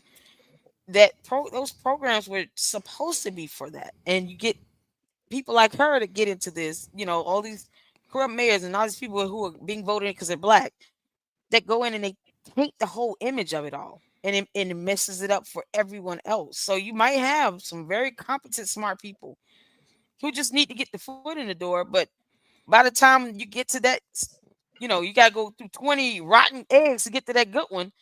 People are sick of it. Like we're sick of people like Tiffany and the mayor in Chicago, the one in South Fulton. We're sick of them. We're all sick of them. Right. So it's like now we'll get rid of this stuff if it means getting rid of the incompetent ones that shouldn't be in this position, and that's sad. It's sad to say, because what about these kids who really are in areas where they might not be able to get opportunities readily made available to them, based on competency and intelligence and the fact that they can do the job and they're very competent, and smart and willing to learn. But yet these chances are cut off for them because you got all these other goons that just ruined it for everybody. And then another thing that I like what she said, what Regina said, is that she can only report on so much. I think she was one or two reporters that was really there consistently in the community, and there were people that were just calling out for help, and the best way to get it was to get YouTubers involved, people outside looking in that had a platform and that can help push out the message. And when you start hearing some people have issue with that, I have an issue with outsiders coming in. Well, it took outsiders to come in and shine a light on this to help bring attention to it, to get to a point where the world started watching even more now and start seeing what was really going on.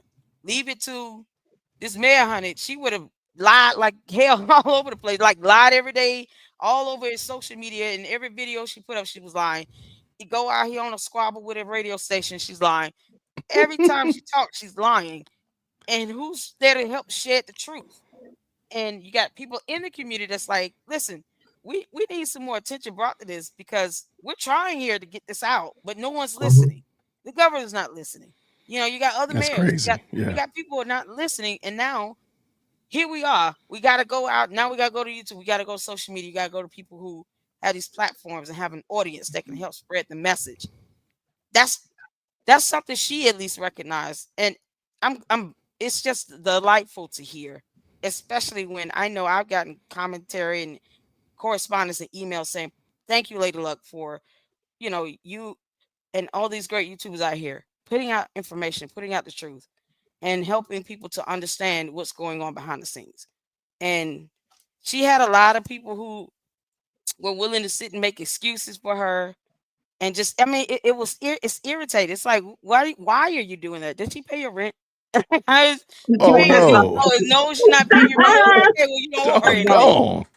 Yeah, it's like, what do you owe her? Kicking her low. You kicking low tonight. Shots fired. It's like she's not paying your bills. So what do you owe her? You know, it's just Mhm. you owe her nothing. So if you're not gonna tell her the truth, if you're not gonna be genuine and honest, then you're being disingenuous and just For sure. willing to just make excuses all the time. This is how you get here in this point where the community, your neighbors, are having to go out and say, we got to get this word out here. Let's go on Hannibal's Hungry and pick book lessons and O'Shea do Jack's people that got 100,000 plus followers. Get this out here because the people around her aren't really telling her the truth. She's not telling the truth. We don't have enough media presence here. How else are we going to get this message out? So Regina recognized that, and it just feels good to hear, and it's reassuring in knowing member of the media, of the press, recognize the work and the contributions of, you know, simple peasants like myself that were not born there, but can at least have Peasants. videos That's and crazy. information put up to help people understand this is what they're fighting for, and this is what they're crying out for help for, and here's why, and this is what we should do to help them. So I it love was just a blessing to hear that from Regina. It really was. Okay. All right. I got a question for you from the panel. Question for the panel. What do you think is the worst thing Tiffany has done? Chicago. Become mayor. Became Okay. mayor. She said, Break many become laws. um, She's still in direct criminal contempt of court. Let's not forget that. People keep forgetting that. She's in direct criminal contempt of court. That's a whole thing. Okay. So- Whoa. Sorry. For a few things, right? yeah, They so said what's the worst thing? Sorry. I done totally. Okay. Oh, okay. I'm sorry. It's too many things to name, There you but FBI investigation. but I probably would have said her stealing the money, like her spending like the $40,000 on Amazon with no accountability, no receipts. So she always talking about receipts, but we don't have receipts for that. But now, since Jason did his breakdown video of the song, I think that could be the worst thing because I didn't even pick up on some of these nuances that was in that song about the Vegas and the top, like you're marketing this SA victim story. That to me probably was like the lowest. I probably wouldn't even picked up on that. But when you pointed that out, it was like Vegas. Like, wait a minute, what happened in Vegas? Which is supposed to be what happens in Vegas stays in Vegas. It didn't stay in Vegas. She put it in a song. She put in a song. That's the whole reason Jedediah is involved because of Vegas. Yeah. Exactly.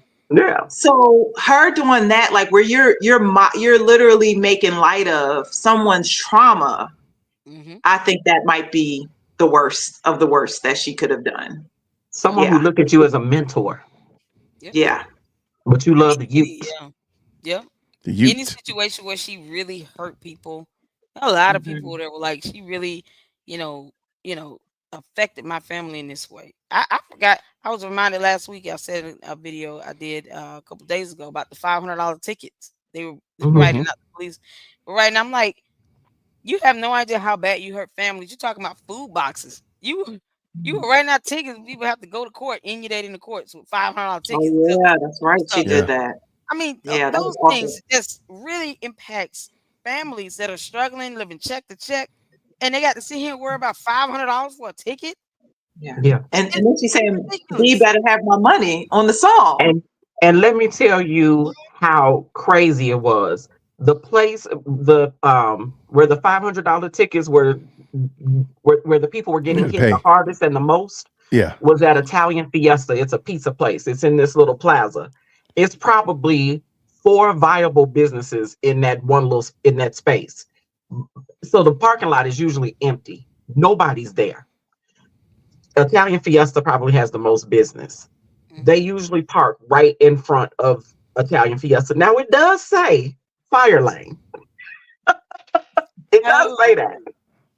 However, the people get out of their car, they run in, come right back out. Maybe 5 minutes. Get tickets from being in the lane. In the fire lane. But in the business establishment that they're supporting the town, the economy, the businesses, like you said, it's only 4 viable businesses, and they're supporting that. You should make some parking for them. Maybe that's what you want to invest some money in, some better parking for the people to get in and out of the businesses and stimulate the economy. Plaza. It's parking. It's plenty of parking, but because there's nobody there, they just park it's right the run-in there. factor. Yeah. It's exactly.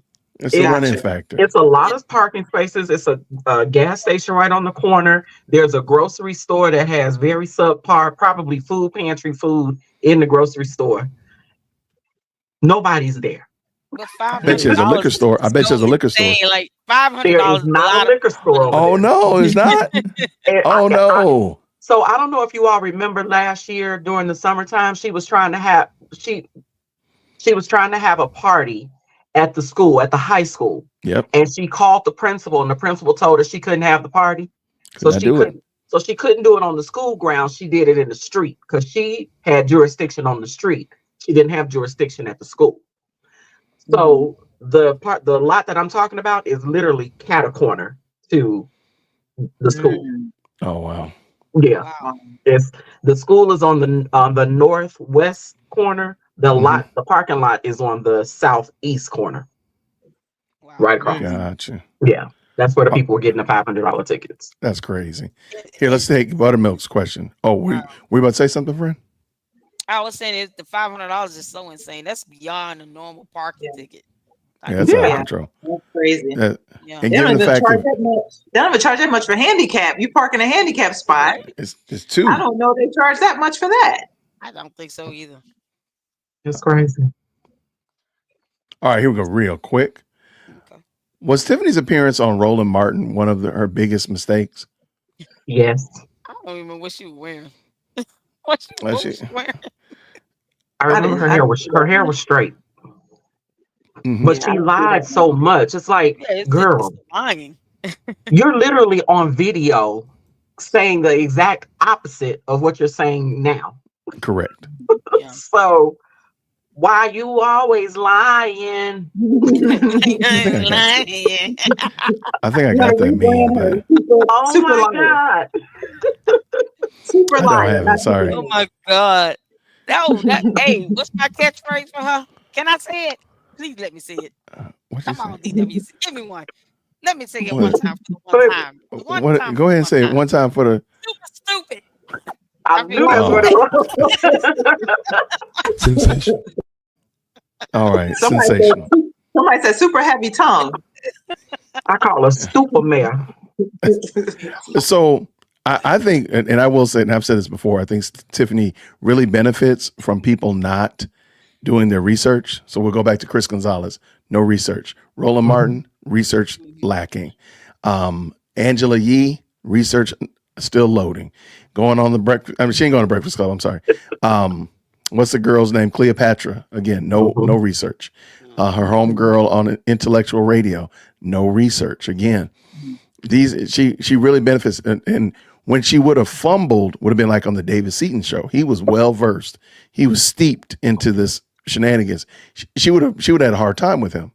She would have had a hard time. But she seems to do very well when people don't do their research pertaining to her, or they just, or maybe just say, let's just have her on because she's a mayor in the community, whatever, without any due diligence. And it just seems like that's so to the point that the question of, I don't think it was the biggest mistake. I think it was just a reflection of who actually she is and why it is. Matter of fact, we know that she doesn't do well with people who are prepared, because remember the first interview she did after the whole Vegas trip with the guy from WGN, he had all the receipts. He knew all the questions to ask her. That was the last time she ever did an open conversation with a newscaster. Everything else was no answer, no question, no habla inglés, nothing. I already answered your question. Next question, I'm Right. like, girl, you didn't answer anything. What Any more reality questions? you in again? She's not here on the. She's not here.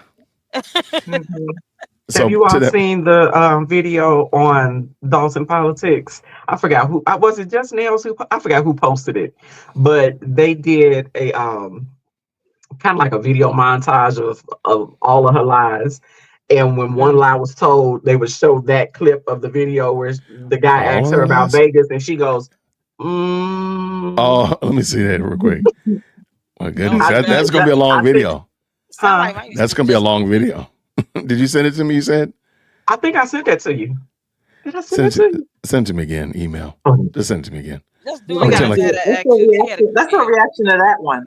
Next time. We'll do it right now. We'll do it right now. But Well, I'm gonna have to go and dip out, you guys. But I thank you so much for having me. Thank you so much, Epiphany. Hey, before you leave, though, Epiphany, I want to encourage everybody to please go to Epiphany Faith and Politics channel. I'm not going to ask you to go over there and subscribe. I'm going to ask you to go over and watch her content. Her link is in the description. Please go over and check out what she's doing. And I believe that she's going to earn your subscription. But I want you to first just go over and check out what she's doing. Watch 2 or 3 or 10 or 20 videos. Leave a little green heart when you watch them in the comment section. But even more than that, I mean, of course, subscribe eventually. But just go check out what she's doing. Thank you so much for coming on. We love having you on. You're always welcome whenever. Shoot me an email if you want to do a project, whatever like that. Love it. So thank you so much, Epiphany, for coming through tonight. Thank you, guys. Have a good night. You got it. Take care, friend. All right. Did you send it to me, friend? I'm pulling it up. Hold on. I had to get to it. Can I ask one question? Can you please play that video of her outside the school when she was trying to get into school and try to pretend like the doors were locked? Because Absolutely. She said something about voter suppression, and I'm just I know she doesn't know what that means, but okay. It's not super long, so let's she can't find it, but whatever. I just want to see that clip because I haven't seen it. Okay, not a problem. Say less. And if y'all haven't seen it, please in the chat, if you don't mind, if you could just do me a favor, make sure you hit the like button. I got tons of people watching from the different platforms. I believe Chicago Red as well as Lady Luck Club. Shout out to y'all. Make sure y'all like these young ladies' stuff. Make sure you give them a like. Thank you, guys. Thank you, LLC. All right. So we got this right here. This is Tiffany outside. And if you watch, if you watch Ed Steve actually debunked this video. I'm sure you did. It's Ed Steve did a video debunking this video, explaining that it's very funny. Maybe I'll pull that one up after this. So let me go ahead and drop this one there. One in the chat when you can hear. Hey guys, come on in again. Come on in. Got some news you can use. Come on in. All right. So, I had to pull up. You know how we do. Pull up my still missing. I pulled up just to show you guys that voter suppression is real. I am here at the biggest site that's in Dolton, and that's Berger Vandenberg School. This is normally where all the major polls are located. Today, unfortunately, they did not, I repeat, they did not put anything on the bill to tell you where to go to vote. So I had to come and see for myself. So let's go. Let's go check the dough. Let's go see if they got any signage up. Which normally they put a big sign right here to say go to Diekman School to vote. So I'm telling you as your mayor, because I want you to vote and I want your vote to count. I want your voice to be heard. But this is how they do things when they trying to not let your base come out. Because you know I got a big base, y'all, and my main base comes to this school, Berger Vandenberg. So I'm here to let all my supporters, all my voters know to go to Diekman School today. You have until 7 p.m. to get out and vote for your super mayor by punching 1. But let's go to the door, just so you can see. So here, of course, it's under construction. They're doing work. Y'all gonna have a new school real soon, Berger Vandenberg. But nothing on the door. And then you see the door locked. Nothing on the door. We're gonna go on this side. Nothing on the door. That they doing their work. Got their permit. Y'all can see that. They're doing work in there. They almost done. So I just want to show you, you can't go in there. But as you can see, on the building right here, nothing's up here. On the wall, like as it should be. So when you pull up, you will know, hey, I want to vote today, but they told me where to go. And this is what I mean about how things are messed up. And yeah, I'm talking about Napoleon. He's your committeeman. He's in charge of things like this. And as you can see, this is what I mean when they don't want you to know and don't want you to vote. When they want to suppress the votes, this is what they do. They shut down sites, and they don't educate you on where to go vote so that you can make sure your vote counts. Because we keep saying and telling the residents your vote matters, your vote count. But obviously, they don't want it to count today, do they? They don't want it to count. So right here, as you can see, we're going outside. The only reason I'm walking and talking and showing you this is I want you to see with your own 2 eyes what I pull up and see. Because normally I just do a live and tell you, hey guys, we here to vote. There's somebody coming to vote. Hey. Nope, you can't vote here. You gotta go to Diekman. You know Deacon's behind the bowling alley. Deacon School? Oh, behind the bowling alley? Yeah, do you know where that school at? Right next Tiffany. Yep, so Tiffany, don't you know Tiffany and Lincoln? You want to make your run down the bowling alley. Deacon School right there. You give your address for your GPS for you? You there? Oh, no, I can. Oh, you got it? Okay. Okay, yeah, you got to make sure you get out and vote. I'm sorry, but they should have put a sign up to tell y'all. I know, yeah, a lot of people don't know, but you can prove my point. That's all that I told them they should tell the residents. I knew they wasn't going to school that. Yeah, but they're supposed to tell you what site to go so you can vote. Right. Yeah, so they didn't mail you nothing, nothing. Well, it could have, because I was raising my house.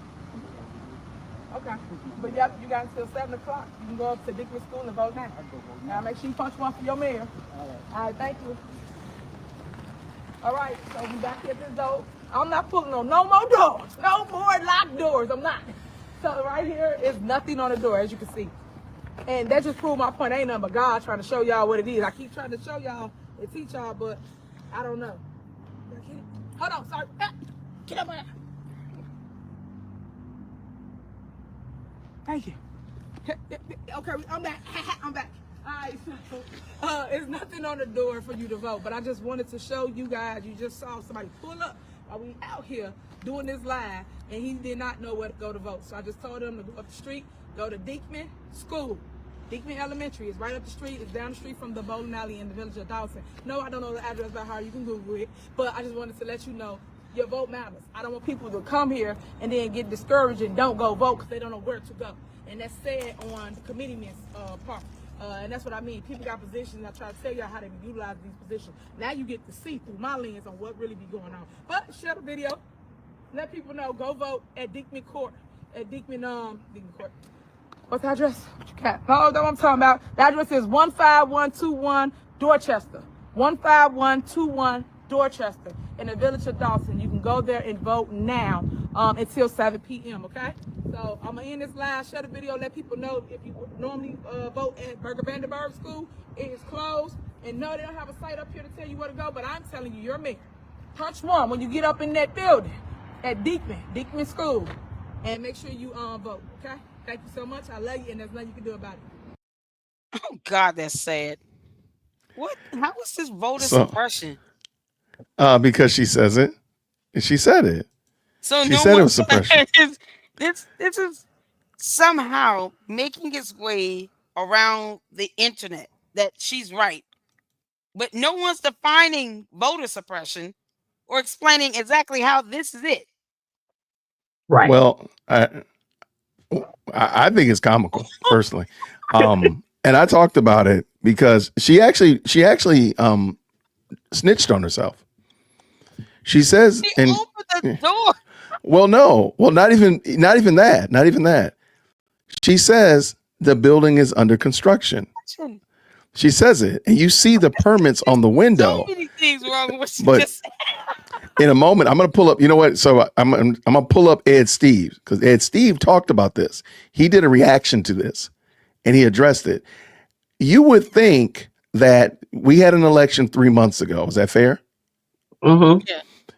Do you think that this school was open for election, the presidential election? That's kind of a big deal. Do you think the school was open for the presidential election? No. If it's construction going on. Well, you would think the way she's narrating it, you would kind of think it was, wouldn't you? Right. What if I told you it wasn't? It wasn't open. It wasn't open a month. It wasn't open 3 months ago. Why would it be open now? Exactly. Also, she kind of, and the cameraman is being super sneaky because he doesn't pan at all, because when she's walking away from the doors, you see a big 19-foot dumpster parked right out front. You know good and well, when you see a dumpster parked that close to the door, they don't want you coming up in there. They don't want elderly people coming up in there. And it's such of that nature. Oh, yeah, grandma come and walk past a dumpster and a porta john. Man, please. No. But then it's the other thing. They want her to come near that area. So they probably didn't want her there, truth be told. They don't want her there. And then I was waiting on the guy to walk up to that vehicle where the driver pulled up just to get a picture who's in that truck. Because otherwise, I'm going to assume that this is scripted. Oh, I totally believe it was scripted. I have the right to assume this is scripted. Let me say, I don't think it was scripted, because the man actually says they might have sent me something in the mail. He literally says they might have sent me something in the mail. Like, oh, I messed up the script. So he literally says, oh, they might have sent me something in the mail. So here, I'm gonna. She's claiming this is voter suppression, though, and it's absolutely false. She can't define the terms or the concept of it, and to say she's right about this. How is she right about voter suppression in this situation? How? I don't think she is. I'll just say that she's not, and then there I fixed it. This is the people that this is the information that's going around from people that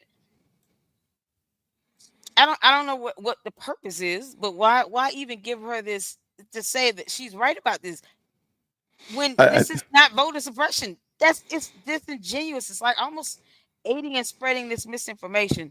This is not voter suppression. What this is just a ruse. Well, so let's let Ed Steve kind of explain it out. And it's very funny what he explains here. Oh, and by the way, he has much better audio too, by the way. So there's that as well. So, oh yeah, she was cooked. Her brain was cooked. All right, let's go. One in the chat where you can hear. You guys that voter suppression is real. I am here at the biggest site that's in Dolton, and that's Burger Vandenberg School. This is normally where all the major polls are located. But this is how they do things when they trying to not let your base come out. Because, I got a big base, y'all, and my main base comes to this school, Burger Vandenberg. But let's go to the door, just so you can see. So here, of course, it's under construction. They're doing work. Y'all gonna have new school real soon. Work permits on the door. Work permits on the door. Construction material on the ground in front of you. Bricks and truly trash. Okay, just want to make sure y'all saw that. Right. Burger Vandenberg, but nothing on the door. And then you see the door locked. Nothing on the door. Should stop right there. Nothing on the door. They doing their work, got their permits. Y'all see that? Okay. So Eric just did a video saying this voter suppression, her people suppressed, because Burger Vandenberg is actually a polling place, a bigger polling place that people will vote at, but it's been closed for the last, I think, almost 2 elections, last presidential and the primary, because of construction going on at the school. So it's really BS, but she's claiming when she loses, now she's going to claim it's voter suppression. My people didn't come out. But here's what's crazy. She was just here 2 hours ago at the New Generation site, New Life site, riding through, checking on her peoples, and then she left here and went and recorded that video, and then posted it just to contribute to the narrative. Man, that's slimy, man. And the fact of the matter is that that place was closed during the presidential election. That's a federal election. That's a federal election. It wasn't a problem for a federal election. Why is it a problem for a local election? Absolutely. So that's the issue that we had. Yeah. So they should have been raising something about that when the federal election. She knew that before the day that place was closed. Yep. Oh, absolutely. So that just lets you know, man. You listen. All these influencers and people on YouTube, Instagram, be very careful what you listen to. That was a staged video, knowing good and well that was already closed. She left the physical site here to go record that video. So that lets you know where her priorities are at. And she knew that place was closed. And knew that place was closed. Because of the fact that the other election we just had in January. Yep. So we had, how many precincts is it anyway? 17 precincts in Dolton. 17 precincts in Dolton. She picked that one. She picked that one. He said she picked that one. But that's the one that she claims is her base comes out to. So. Well, believe me, that the Cook County electors sent them out directing people where to go when it was time to Absolutely. vote. Absolutely. So I received something because I vote there, and I received to redirect me to where I need to go. Yeah. So redirection was pointed out to the county. Absolutely. And Cook County runs some clean elections. Absolutely. This is not the Washington D.C. This is not Washington D.C. We're going to change the narrative. She's doing the Trump thing. She's already claiming that it's a setup that she lied. That's what she lied. She's already weren't able to come out. Weren't able to come out. She's conceding. She's conceding the victory right now. Oh, absolutely. Stop the madness. Stop the madness. All right. So there you go. Number one. Go ahead. Jump in. If you're the mayor, wouldn't you know? I think she knew. I think she did. No. We know that, but I'm speaking from a super stupid type of situation. If you're the mayor, wouldn't you know? And if you're the mayor, wouldn't you tell your people, your supporters, since that's your base, wouldn't you let them know ahead of time? Yeah, you would I think. think Right? so. I think so. Well, I just want to know, like, what is this but big now bait? day of is voter suppression. Right. I kind of wonder, like, what's her big base that she has that would have been at the Bergner School when she only had 536 votes? Like, how big a base does she have? The only thing being suppressed is her common sense. Facts and evidence. And brain cells are being suppressed for sure. No, I just thought that was cool, and I think it was great that Ed Steve and his brother addressed that literally in real time. So I don't know how they did that, but they did it pretty quickly and addressed it and put a quash around social media that she's right. Voter suppression exists. How and where? Please define that. I mean, it exists. How? It didn't exist then, though. It is a thing. It just wasn't a thing then. Yes, it doesn't apply at that moment. It absolutely exists. Nonsense, and it's like it's completely disingenuous to say and say, "Oh, she's right about that." Not now. No, she's not. Not now. No, kick rocks. Not now. You got 12% of the votes. Yeah, there's no way you're gonna tell me that right. You no way you're gonna tell me that you would have gotten 40 more percent. Like they suppressed you 40%. There's no way you're gonna tell me that. You didn't even have 12% of the people at your party. 536 people at. Well, there's that. Yeah, you can't. Yeah. You would have had at least a decent party to wish you well and get out of here. Right. If you had 536 people there. If you had a packed house, then I think maybe we could have had a discussion. I agree with you.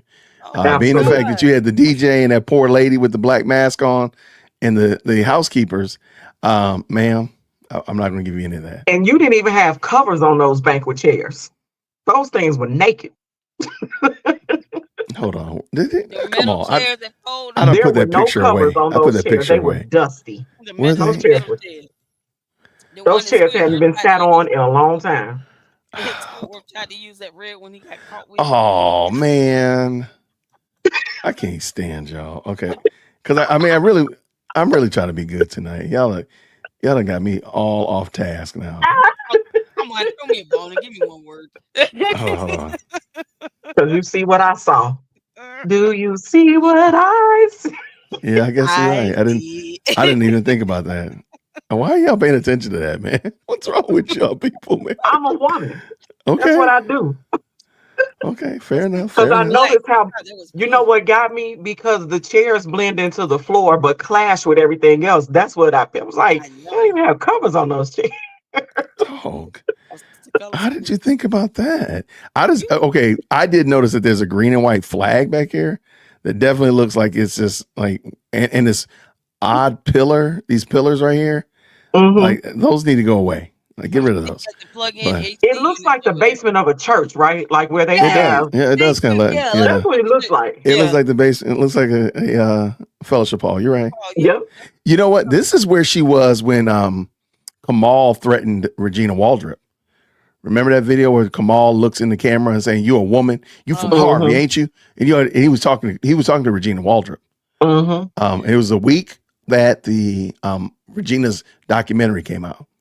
But I was wondering, it was after the caucus. It was after the caucus. It's after the caucus. And I was wondering, I was like, where have I seen this room before? And I was like, that's where it was. That's where they were. But I can't believe you saw that. He walks around bullying people and threatening people. My husband would have came down there and showed him the business. Wait, Princess L. Lee said those chairs were like her votes empty. Her voters empty. Who's that one lady over there? Does anyone know who that lady is over there? I don't know, man. I wanted her to come on the show. I want to talk to her. I sure want her to what were you thinking at the time you were just sitting there waiting? Well, first of all, Peach, why are you like that, Peach? What did Peach say? And look at the centerpieces. The centerpieces are crazy. I would ask her though. I wouldn't mind asking her, did you really vote for Tiffany? And that's okay if you did. Now I'm here for the food. Right. Like I really wouldn't mind. Did you really vote for her? I'm telling y'all, that lady was walking down the street minding her business, and they said, "Can you come in here for a minute? We got a survey." Or whatever they did to lure her in there. That's why she's there. it makes me wonder. That lady is not other even people- from Dolton. Probably exactly. I was about to say, it makes me wonder with the other slates, the people on that slate, were they ever going to go there? I mean, That's a great question. That's a were they wonderful ever gonna question. come to this thing here? Because I'm like, who paid for all this? Like, we started, I think who paid for that's the a wonderful decorations? question. Well, if you look at it, it didn't take much to pay for that. Those tablecloths can come from Dollar Tree. Those tablecloths probably are the tablecloths of the facility, because you see later on when you're watching the newscast, you see the housekeepers taking the tables up in the background. Really? So I think these are, and they're also fitted for these round tables. Nobody's buying fitted round tablecloths just to have. So this is probably the event center. This is their tables and chairs. But again, all her decorations are these little balloons and the balloon arch. That's it. Yeah. I could see the person in charge of the decorations. I'm not putting those covers on those chairs. Nobody's gonna be here. That's exactly what they're saying. 'Cause It I voted takes for time to House. put those covers on those chairs. I voted for Team House. They didn't even get the food out. Like, it didn't even get to that point. Nobody served a drink. Those tablecloths aren't even dirty. They could reuse those without washing them. Wow, y'all are so rowdy. Back in the box. We use that again. She ain't Man. nobody coming. I mean, Did it you get the really. link, Jason? Say again? Yeah, I did. You I got did. the link. Okay. Yep. I'm just trying to get rid of this picture real quick. Man. Okay, so Suppression, my lord. My lord. it's voter suppression. It's voter suppression. I don't know how it happens, For how it somebody works, who but can spell suppression. See, when you can't define these terms, I can't take you serious. I'm Getting like, around on the internet, man. I was like, why is people saying? Why are you confirming that nonsense? Why are you doing that? Oh my goodness! It makes no sense. Why are you confirming this for her? Why? Why are you doing that? all right. So Chicago Red wanted to. This is the one, right? Yes. Okay. Chicago Red wanted us to go over this. You said that. I forgot who did this. Just nails. Just doing nails. Hold on. It I'll find that one. No, this was Sherry Hatcher. Sherry Hatcher. Britton. Shout She out to posted Sherry Hatcher, Britain. Shout out to you. All right, so this one is basically every untruth that Tiffany told with his matching truth. Let's roll. Let's go. Thank you. One in the chat we can hear. When it comes to attacks on myself, because I could cry me a river just like you guys are, the board didn't help or protect me as their mayor. You guys all banded together and didn't want me to have security or detail. And some of the trustees, and I quote this to Trustee Belcher, was showing up at my house, doing malicious acts, recording my home. All kinds of threats came from people on my board. That's the crazy part that residents don't know. It's my own board attacking me. I would appreciate it though if you stop saying that I came to your house, video a house on malicious intent. I came to your block because they said that you had a police detail out there to see if it was actually out there. And I spoke to a resident. So if you want to say things, please make sure that you're saying, I'm saying this in the most professional way possible, because at this point, I think that you're trying to assassinate my character because I don't have no reason to come to your house. If I was coming to your house, I'm coming to your house to visit. And so I don't have no reason to come to your house. But for you to constantly keep saying that, I think that's bad. I do appreciate the fact that if you keep saying that I'm telling lies about not getting documents and information, please tell me why I have not received the FOIA. I don't care if I can look at it 1,000 different ways. Just for the record, and the reason I guess I want all of the citizens to know why we're so adamant about this budget and what's going on. May 12, 2021, a resolution was passed. The following persons are hereby authorized to be added as signatories for all city accounts: Mayor Tiffany Henyard, Village Clerk Allison Key. Any prior signatories or individuals authorized and hereby removed from the accounts, prior authorization is revoked. Number of signatures required are a combination of both signatures. After approval of payment by the village board, each check shall be signed by the mayor and the clerk. We have a $500,000 check signed by Mayor Tiffany Henyard. Y'all wonder why we worried about the money? This is why we worried about the money. $561,000 check with one signature on there. It's a problem. That means that money is being spent, and after we don't find out to after. It's dear to my heart is I'm real big on a cancer foundation. I have created Tiffany Henyard Cares Foundation. So I want to set the record straight. I don't have a foundation. I am a supporter of anybody that's struggling with cancer. In September of this year, I founded the Tiffany Henyard Cares Foundation, a non-for-profit organization whose mission is to find meaningful relief for people dealing with all types of cancer. Breaking news here at 5 o'clock. WGN Investigates has learned the FBI has paid a visit to the Village Hall in Dolton today. And WGN's Ben Bradley has been working this story. He joins us now with the very latest tonight. Ray and Micah, sources tell us a handful of FBI agents arrived at Dolton Village Hall just after 2 o'clock this afternoon. But has been practice in recent weeks. The doors were locked and the agents had to identify themselves to the employees inside and order them to open the doors. Video recorded by a witness shows the agents just inside the doorway there. We don't know who they were there to see or what they were looking for. A visit here at the Dolton Village Hall around 2:40 this afternoon. They were serving, like you mentioned, 2 subpoenas.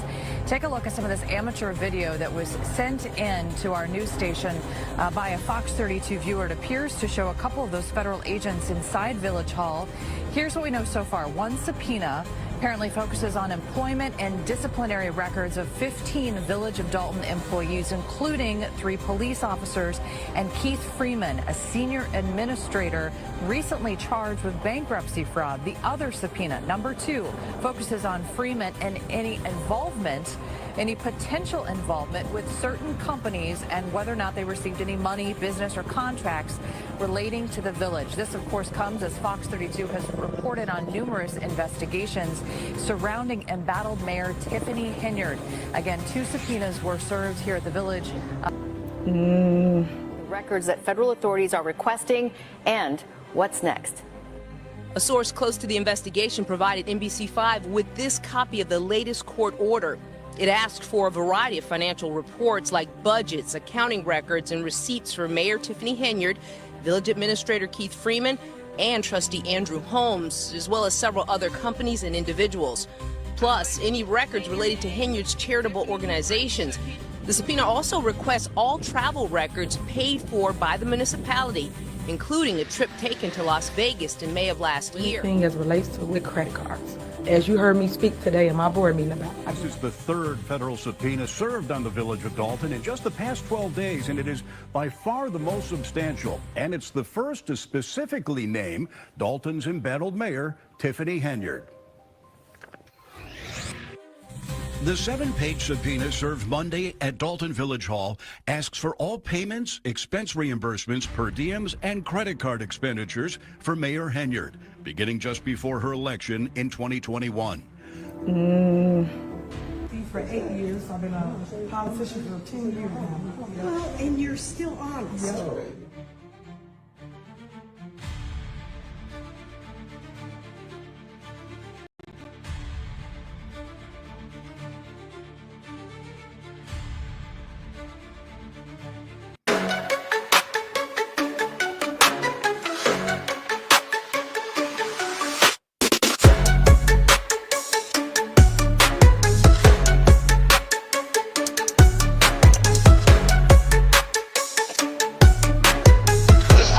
Immature, small-minded, subliminal talking hoes at the shoe fit. This is for you. I'm down in it. Every time you think of me, your heartbeat is pounding. It's All right. Nice. That was good. That was good. Had me in a chokehold all day.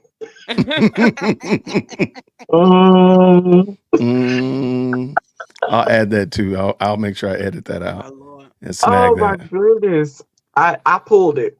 I made a little tip for myself. Like I put it on Facebook. I said, if I send this to you, you lying.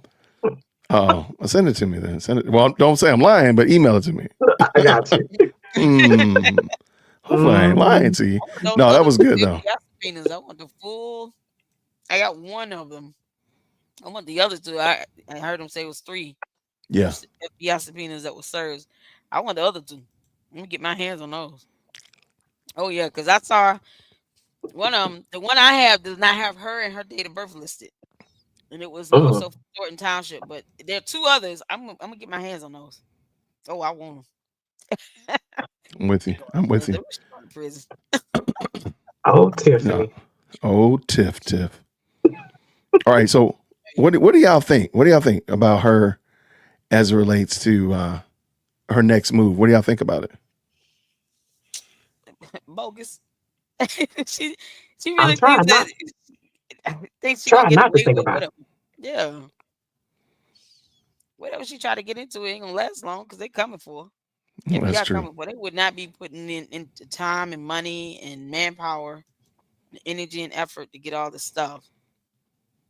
who would Just actually nothing. make space for her. I mean, who would want her and that energy?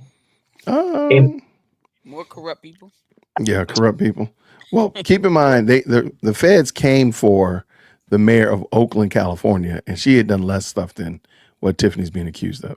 Now she did some outright embezzlement and some pay to play in like real time with the I think it was trash and concrete management or something like that. But yeah, she did some dirt too, but she's not accused of nearly as much as Tiffany is. So I would not be surprised. To your point, Lady Luck Club, yeah, they're coming for her. I think they're coming for her. Yeah. Bad boys. Yeah, the alphabet boys coming for her. The alphabet boys coming for her. All One right, thing what I else? will say, I wish that Jason House would reconsider is Stan Brown being on that team. I just don't understand why. Well, Stan is still a trustee. Right, that's the thing. He's still a trustee, so they still got to work with him. Yeah. Right. How long is he gonna be in this position? I don't know when he was elected in. I want to say 2 more years. I might be wrong. Okay. Yeah, he need to But I Oh, man. definitely, as I said before, I think the having him come up on the stage and speak, that was not the right move. I have no problem with him, working with him, saying, hey, we're going to try to work amicably. We're going to try to find, common ground. That's fine. But I just thought that coming up on the stage and affirming him as if everything's good, ain't no problems, ain't no issues. To me, I think that was a little, now, maybe they really fleshed it out, behind the scenes. Maybe they really duked it out and really, fisticuffed it out. Now they straight. You might need to say that. That one might need to be said up front. Like, hey, I know y'all don't know it, but me and Stan, we really worked out our differences. We see eye to eye on most of the vision of what we're going to be doing. So he's a teammate. I would rather that than just kind of just throwing him up there. Cause I'm with you, Lady Luck. Yeah. I don't trust him. And a lot of people are saying they don't trust Stan. I don't trust Stan that far as I could throw him. But yeah. I was listening to somebody, I can't remember who it was, but it was yesterday. And they were pretty much given the same, was it Pink Book lesson? I can't remember. But they were kind of saying what you were saying, but they did the flip side of it, saying that Stan had a lot to do with her becoming mayor. Like he was her Facts. mentor or something of that nature. I believe so. Yeah. Yeah. And they were really close. So he felt an obligation to her. And that's why he was so, Tiffany, she's our girl. I'm gonna have to push back on that. Okay. Because one of the things, let's just say that's true. Mm-hmm. And then Stan would be the voice of wisdom, the elder statesman, the older uncle, grandfather that she should be willing to listen to. Right. What is he telling her to move her back on track? Because otherwise, if that be the case, then if you're taking responsibility for her, you got to take all the responsibility for her. Don't just say, "Oh, I'm responsible for one part of the aspect, or not the whole thing." No, you got to look at the whole thing, my guy. Right. If that's going to be, go ahead. 2 things. We're talking about Tiffany.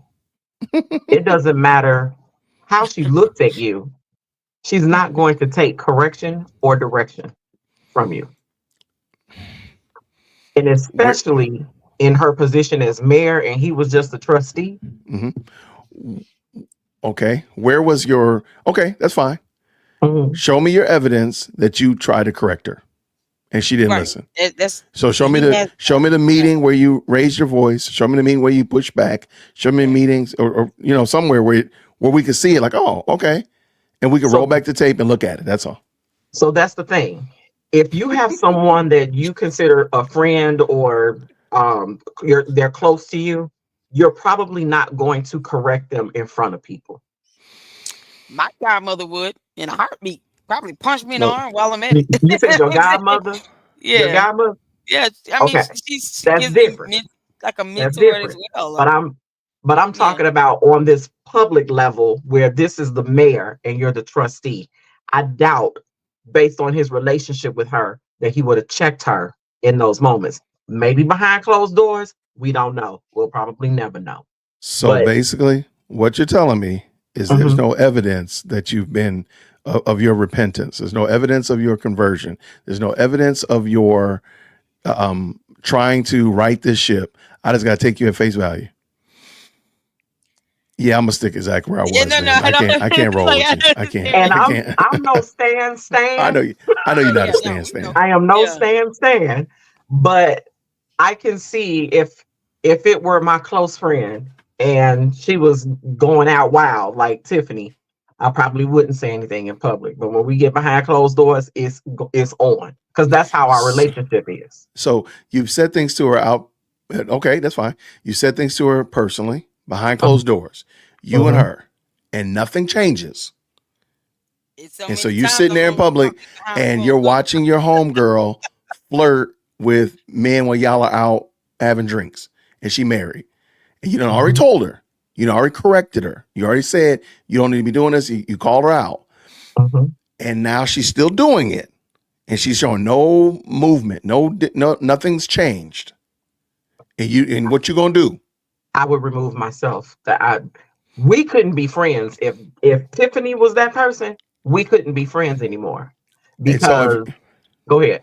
Okay, no problem. So now you're not a friend. Are you not going to ring the alarm? Are you not going to call her husband and say, hey, I ain't messing with Tasha no more, but I'm just letting you know she been wilding out, and this is why. You're not going to put her on front? You just going to walk away quietly? You just going to walk away quietly? Or I'm just trying to get some kind of analogy. I'm trying to get some kind of analogy. So you got my point. But you wouldn't do anything to take this up another level, ratchet this up another notch. But okay, I know where you're going, and I know what you're getting at. Stan is old school. Stan is 70. I have more of a reason why he probably should have. He would call her out. Mentors that those type of dudes. Those type of dudes don't call you out like that. They don't call women out like that. Not from his school of thought. Not a man, probably, but a woman, I doubt it. No. Okay. So what's the point of him being a mentor if he can't say that behind closed doors or in front of everybody? See, I think if he tried to do something, if there was some semblance of him attempting to say, you screwing up and you got a lot of people's livelihoods in your hands right now. This is not about you. Blind loyalty. Blind loyalty is the worst kind of loyalty because you never see you never see the real person. You're not living in reality when it comes to them. You're looking at them through rose-colored glasses. Everything is green with this person.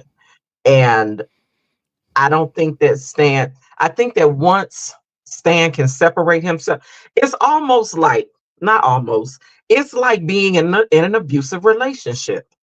You don't realize how bad it is because you're in it. But everybody outside of it sees it's on fire. And they're trying to tell you it's on fire. But you're making every excuse as to why it's not on fire and blaming yourself. Like, no, I just need to do better. I need to be better. That's how I got that feeling from him. So if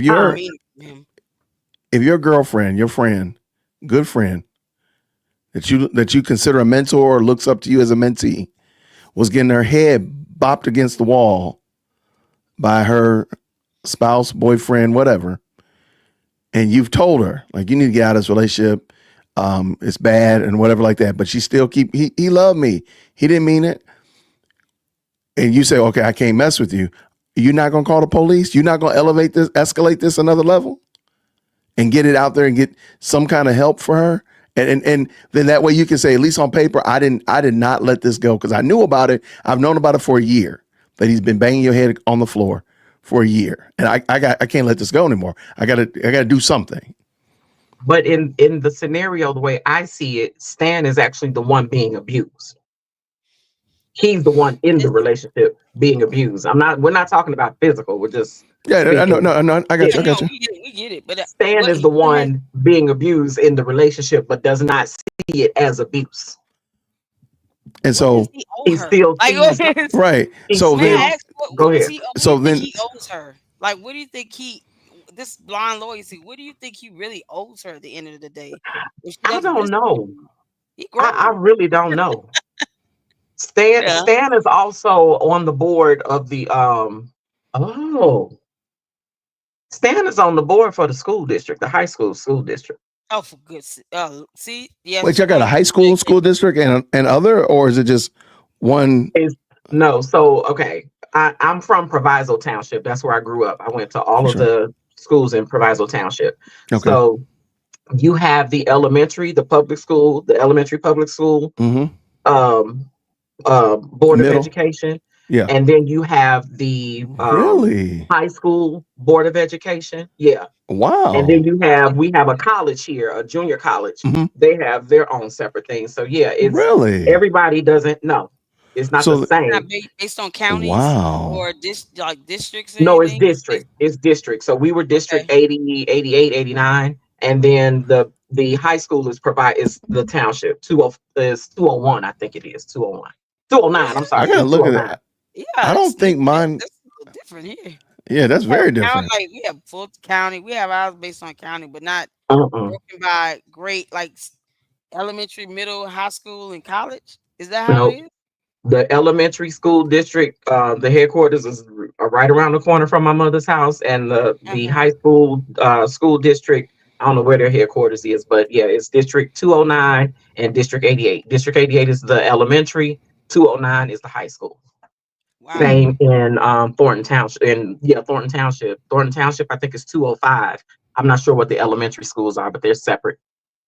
If he gets a job in the Board of Education, then he really gonna have to get cussed out every day. For so, 20 minutes. all right. So, business, oh my God. You looking up the Board of Trustees for Thornton? No, so I looked up. Well, I'm from Aurora, so I looked up East Aurora. I'm like, I thought so. East Aurora only has one school district, and it covers their elementary, middle, and high school. Okay. So all of that is all lumped into District 131, and I'm assuming the West Aurora is probably the same, and probably Central as well.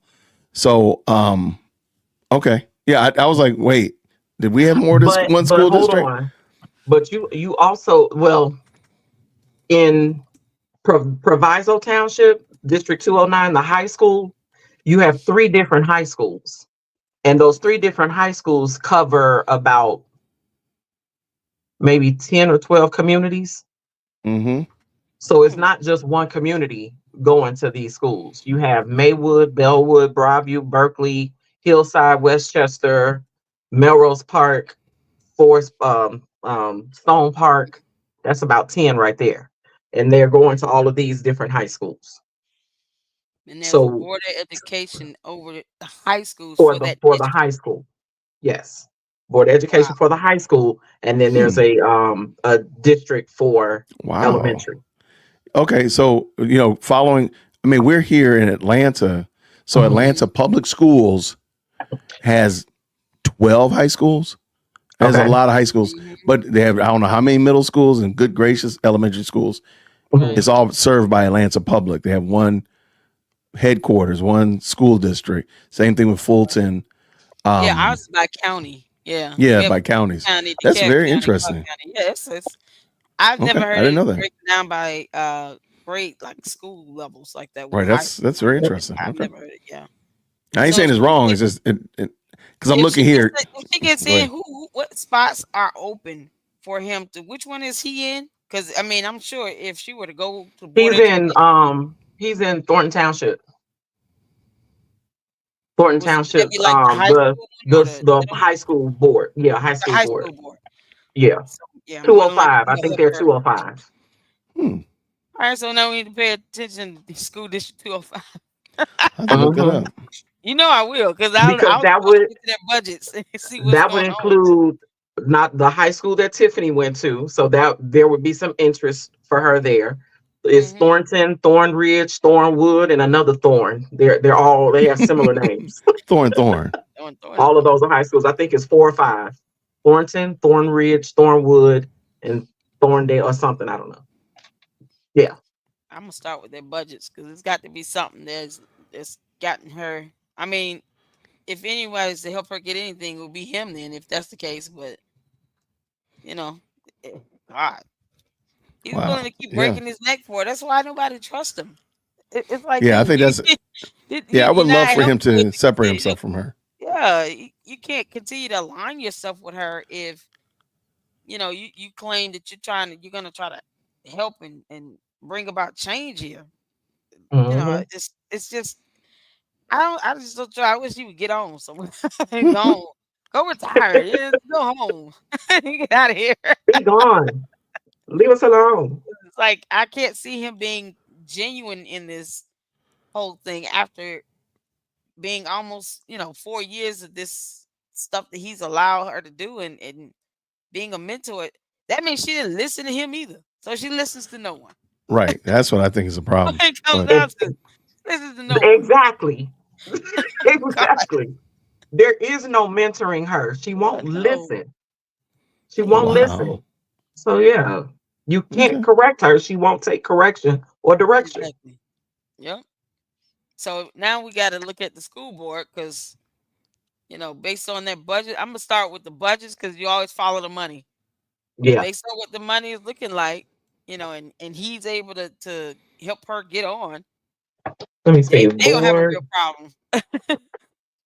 District 205. Thornton Township High School District 205. Here we go. Mm-hmm. Because I would always see his face in the mailers that they would send out. Mm-hmm. He would be sitting right there under the board. Is he a senior level? Like, does he have the authority to appoint or to bring on someone on board?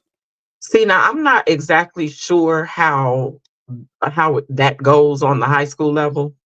Mm-hmm. Hold on. Foxy says she's going to District 149. Which one is that one? Who goes to 149? Foxy's just saying that she might be going to District, or she going to District 149. Oh, okay. Is that the same one with the high school? Which one is that one? The high school is 205. 205. It's 149. Elementary. I don't know. Yeah, okay. I'm already thinking because when it comes to her, you got to think follow the money. That's it. That's all it is. Follow the money. Whoever has the biggest budget and has an opening. It's kind of absolutely. So I will want to look at their budgets. It should be made available to the public. It's Department of Education. Mm-hmm. So we should be able to pull it up. I sure will. Then I told her, I said, girl, you're not gonna be able to go and swindle more money out of a school board. You're not. I don't care if you love the kids or not. You're not gonna sit here and take money from the Board of Education to do what you want to do. You're not doing no. It's ridiculous. I don't know why I can't pull up. I'm pulling up everything but who's on the board. I don't know why I can't find it. Well, that's okay. I think it's I mean, we know Lady Luck has her investigator hat on. She on it. I want you to get I'm going with the budgets. I'm gonna start with tax documents and to go straight from there because District 2 High School District 205 Thornton Township. Okay. That's it. So 205 is Thornton Township's high school district. Okay. That is so interesting that they do it like that. Yep. It is. I've never heard of that before. High school district and elementary district. Well, here the districts for the elementary are broken into the actual suburb, the village. So like Village of Westchester would be District 89. Village of Bellwood is District 89. But all of those kids from those elementary schools will branch out into District 205 for I'm not 205, 209 for the high school. Yeah. Yep. Okay. It's a lot. I'm No, it trying to look is. at like But Thornton. You found something? Thornton, Illinois. Is it And Thornton, and then Illinois? yeah, there is a Thornton, Illinois. Okay. And then on top of that, we have to learn the Constitution. absolutely. Absolutely. Like we can't figure out Illinois. Now we gotta learn the United Oh my States. God. I saw a Oh, video, wow. just doing Nils did a video, I think today, where she Mm. showed this contrast with Stan Brown. And I was like, see, I knew I didn't like his behind. Cause Well, you well, see him, maybe that's the one because when I was saying it, I was thinking just doing nails. What was it about? it was What? about the water park, like what he was saying about the water park and the bonds and how, what do you expect? You gotta have loans and stuff to do business, not enough money to pay firefighters and all that. But then she put a contrast video up where he was getting upset with the former mayor for taking out a bond. So the I watched that one. hypocrisy of it all is so I disgusting. watched He's that. Yep. hypocritical. And I'm like, Yep. dude, what you yelling, screaming and yelling? Go sit down somewhere. You sitting here okay with taking out a bond But for a water park. but see that goes back to my point that he'll check that man, but he won't say anything to Tiffany. He won't. It's He like a turns grown men into That's a simps. good catch. I don't know what it is. I don't know what it is, but he will not say anything to Tiffany. Not at all. That's That's why I crazy. said that's all right. We'll follow the money. We'll follow see what's going on because ain't nowhere in the world. Follow the bread. Oh yeah, follow the money now. Follow the money. Absolutely. Yeah. But yeah, as I was talking, I started thinking, well, wait, Stan is on the board at the high school. I was So like, did we "Ooh, find exactly which one it is that he's in? Did you? I know you're looking. he's Thornton Township, District Thornton. 205. Wow. Yeah, he's on that board. Now, hold on, I'm trying to pull up board. I'm trying to see. You know what? Let me put board of trustees. High School District 205 Board of Trustees. Yeah. You said 205? 205, yep. All right, let's go. I want their tax documents. I want their financials. Here we go. Members of the Board of Education, District Okay. 205. Miss Nina Graham. Yep. Amletta Vassar Moody. Cara Davis, that's my doctor, Dr. Cara Davis. Okay. Mr. Ray C. Banks and Mr. Stanley H. Brown. Stan Brown, I found him. Looking all Yep. greasy. Don't he look greasy? He look greasy. He just rubbed a pork chop all over his face. Why y'all like this, man? Must have been one of them good burgers injected with that secret sauce. Ooh. Yeah, this is him All right you here. gotta You're do right. is put him on a grill, girl. And put him in the bun. No,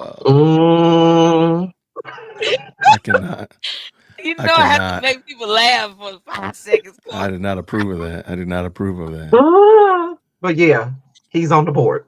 Okay. He is a Interesting. board member. Mhm. Is this the only person that she might know? Because I'm trying like That has a relationship with. Yeah. right. That could would he be able to sway the other people to try to give her a spot? I guess is the question I'm really trying to ask you. What's the likelihood of her getting on the board? Well, these board members, I'm sure, are very aware of what's going on in Thornton Township and in Dolton. And if they're smart, they're not having it. I hope so, because he's not being very a lot of things right now. I'm having a whole problem Yeah. with him being very hypocritical. A whole problem with that. It's Yeah. like, dude, we don't have time to go back to you doing business as usual here. If you couldn't say anything for 4 years, that would have helped people and kept her from being a loose cannon. Don't vote along with her. Then the worst that happens, she gets mad. So what? Be mad at everybody. Be mad at the world. But at least you would not have aided and been complicit in this. That's the issue. It's like you were complicit for 4 years. You just let her do what she And wanted. and maybe he's just that personality type that's just a go along to get along type person. Like he has no authority in most areas of his life. Like, Yeah. you know what I'm saying? Like a pushover. Yeah. That's probably sad, but true. Yeah. Probably true. Because how do you not at some point say, you know what, enough is enough. I'm done. Because I don't Right. care who it is. I'll do it with my son. Yeah. Enough is enough. I'm done. I'm done. I'm done. And people who love you, Yeah. they don't want you to just become self-destructive like that. They don't, you already hurting people. Then, it gets to a point you're like, listen, you got to start hurting yourself. It's like nothing stopped her. I don't even know if the idea and aspect of one day my daughter's gonna see all these videos and all this coverage of me. Let me not do something to bring embarrassment and keep her from wanting to be around her own mother. Like that's what I have to think about when I'm doing this. What if my kids watch this? What would be the perception? What Exactly. image am I setting here? Like Mhm. on a consistent basis here. I wouldn't want to that type of person you setting out there. It's your daughter has to wake up one day and watch this. She's gonna watch this stuff. You can't hide it But from her forever. you need to be a certain kind of person to have those types of thoughts and concern about somebody else. Yep. She doesn't care. Don't care. Yeah, I don't Not think so. even about her daughter. Not I Exactly. don't doubt that she cares about her daughter, but I don't think she cares enough to correct herself. Right. She don't care. So somebody mentioned District 149 in Dolton, and 149 consists of. Tell me if any of these names sound familiar. Lolita Chesler Liggins, she's the president. The vice president is Teresa Jamin. Secretary is Bertha Jolly, and just a regular old member is Darlene Gray Everett. Another member is Wilbur Tillman, Cassandra Elston, and There you go. Shonda D. Vassar Williams is another member. And that's interesting. And did any names jump out to you? That's Darlene Shonda Gray lady. Everett. Wait a minute. Shonda Vassar Williams? Shonda D. Vassar Williams, yes. There's a Mrs. Almeda Vassar Moody on the board of trustees for Over here. Yeah. Township for the high school. Maybe they're related. Probably sisters. Oh, Because my it God. seems like that's their maiden name. It's hyphenated. Yeah, and Delgado is their lawyer. That name sounds familiar, And doesn't it? that's what the attorney went. Why do you all keep hiring the Delgado firm? He got to go. Okay. Just on He's just GP. soaking up money out of these communities and stuff for him to still do nothing. I mean, she's losing lawsuits left and right. And That's hilarious. District 149, that's elementary. That's the elementary. I'm assuming it just says comprised. I just asked ChatGPT to tell me who are the members of the 149 school board. So it didn't tell me what is the school board. I'm assuming it's probably elementary. But you know how long Darlene Everett Gray's been on the school board? How long? 30 years. She needs to retire. She was in here. She was elected and joined rather in 1994. What? 1994 it says. I'm like, like I literally was 2 years into college then. Right. Like, what are you doing? Oh my God. Yes, All right. she is. I'm looking at this, Darlene Gray Everett. And she was like one of those type of people where she'll just retire right in time to open up that spot for this girl to move in it. And that'll be it. Because 30 years, like, she knows she's tired. She don't want to keep doing this. No. That would explain her loyalty. Yeah, I can foresee her retiring at a very opportune time and that space open up and this girl slide right on in that space. Oh, it's Okay, Shonda so D. Basher. Okay, not Basser. Basher. It's different. They're not related. I thought I was okay. Vasher. I apologize. Yeah. Yeah, they had a Okay, I special apologize. meeting, and they're gonna end up sliding her in like they did with Thornton Township Supervisor. Okay, so y'all keep your eyes on. Yep. Y'all keep your eyes on these school districts in Dolton, Thornton, District 149, 151, all that stuff. Go ahead. No, I was just gonna say you're breaking it down, so it's good. We're good. Y'all keep your eyes on this because who knows? I mean, well, we still got some time. Okay, when's the next election for school board? There we go. When's the next election for school board in this? Let's go 149. Yeah, 149. I'm looking at some meeting minutes. They got meeting minutes. Yay. Got a lot of stuff rattling on my desk. Why is it rattling?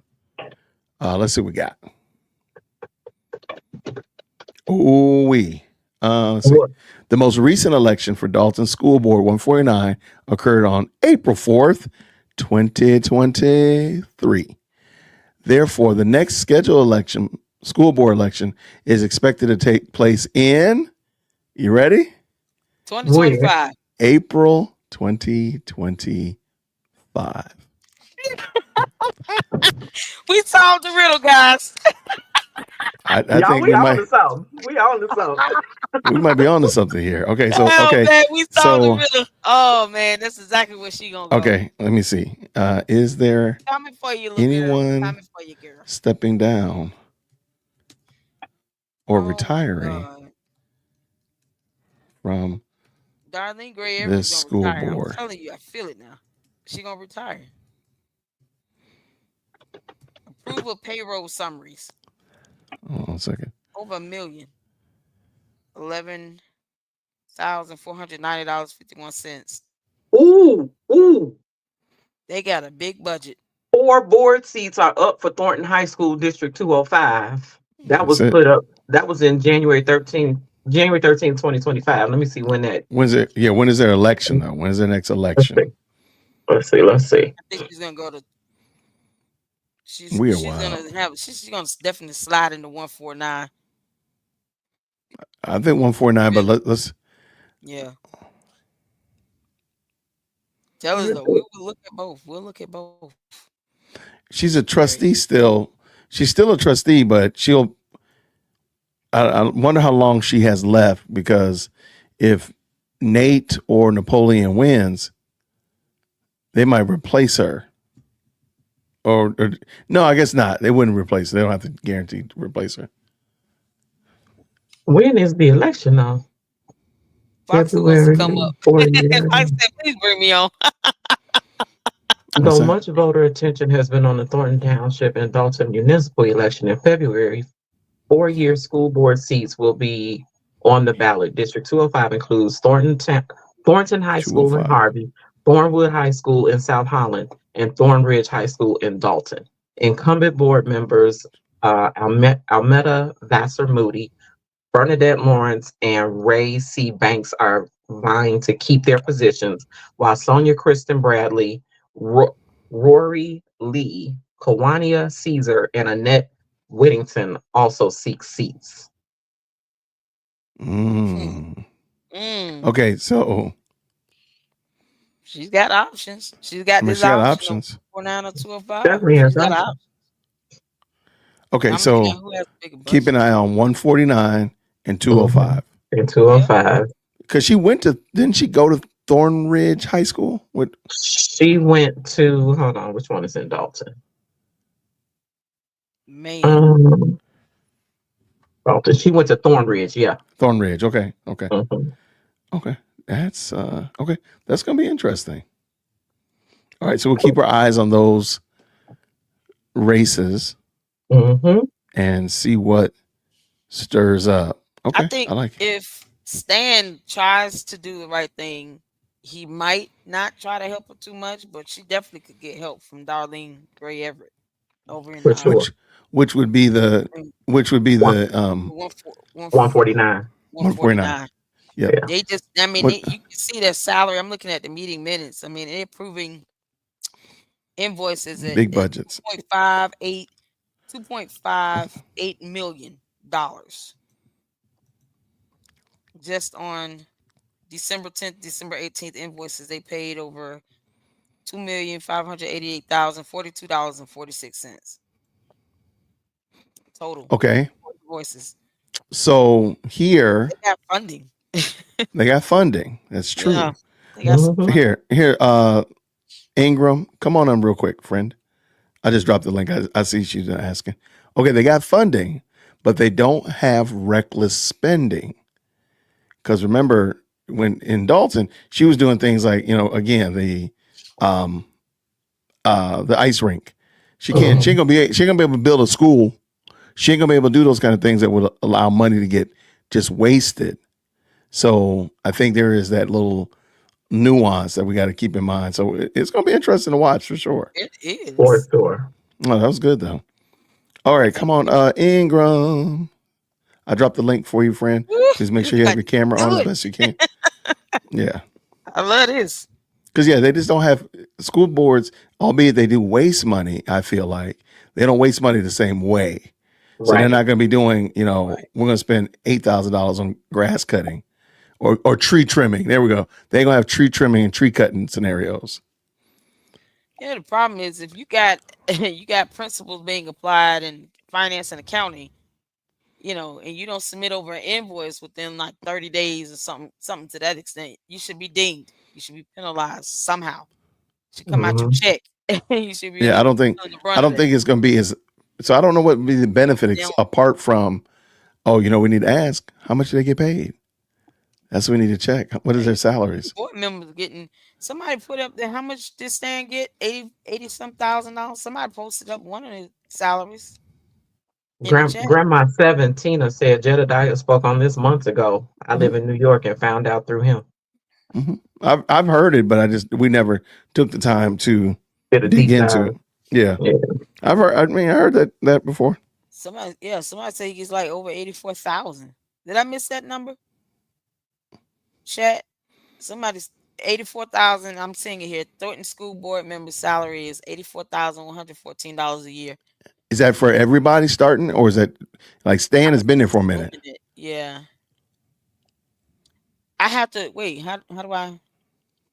Please add me, Foxy. Okay, I've already dropped the link. I dropped the link. Here's the link right here, friend.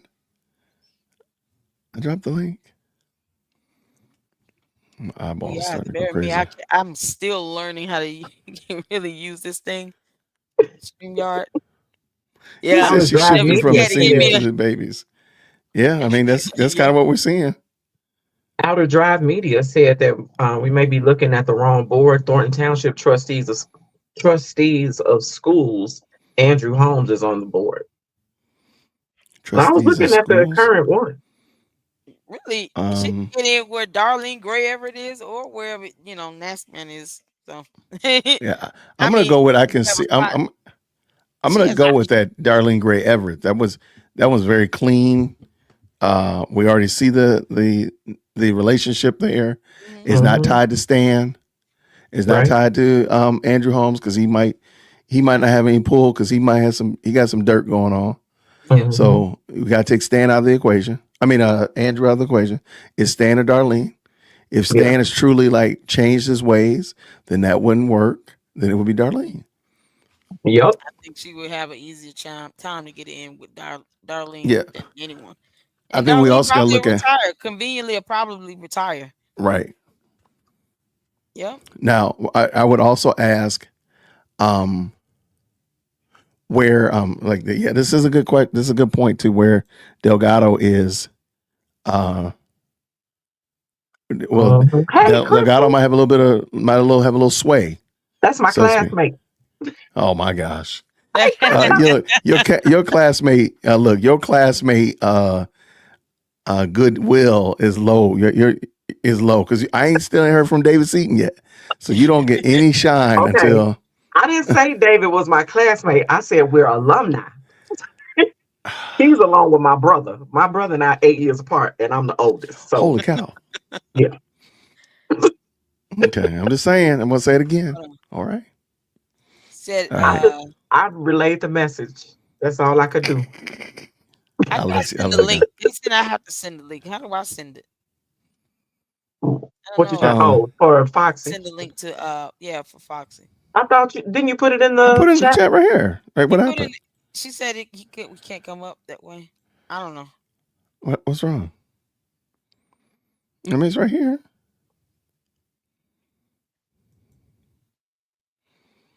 Foxy, are you able to click through the link? She said one of the ladies have to do it adjusting. Who's streaming? She watching? Are you on under my stream on my channel, or may I have to go under Dear What Christians video? It's not for. Okay. I mean, I don't Here, I'm know. gonna put it in the private chat again, and then can you just snag out of the private chat? Yeah. Okay. All right. Absolutely. This is getting good. I like this. Y'all are wild. Okay.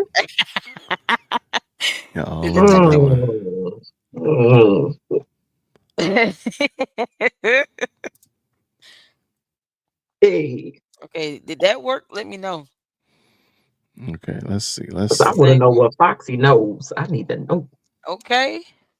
I'm looking at, man, how much she just approved in two invoices, $2.58 million. I mean, school districts have a lot of money. They got a lot and of I money. do think they waste a lot. I will say I do believe schools waste a lot of money, but it's not wasted like you can't waste it like she's been doing in Dolton and Thornton, respectfully.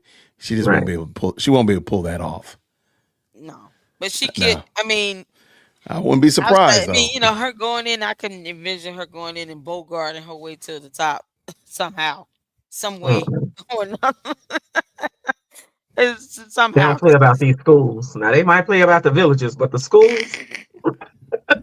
No, I agree. God.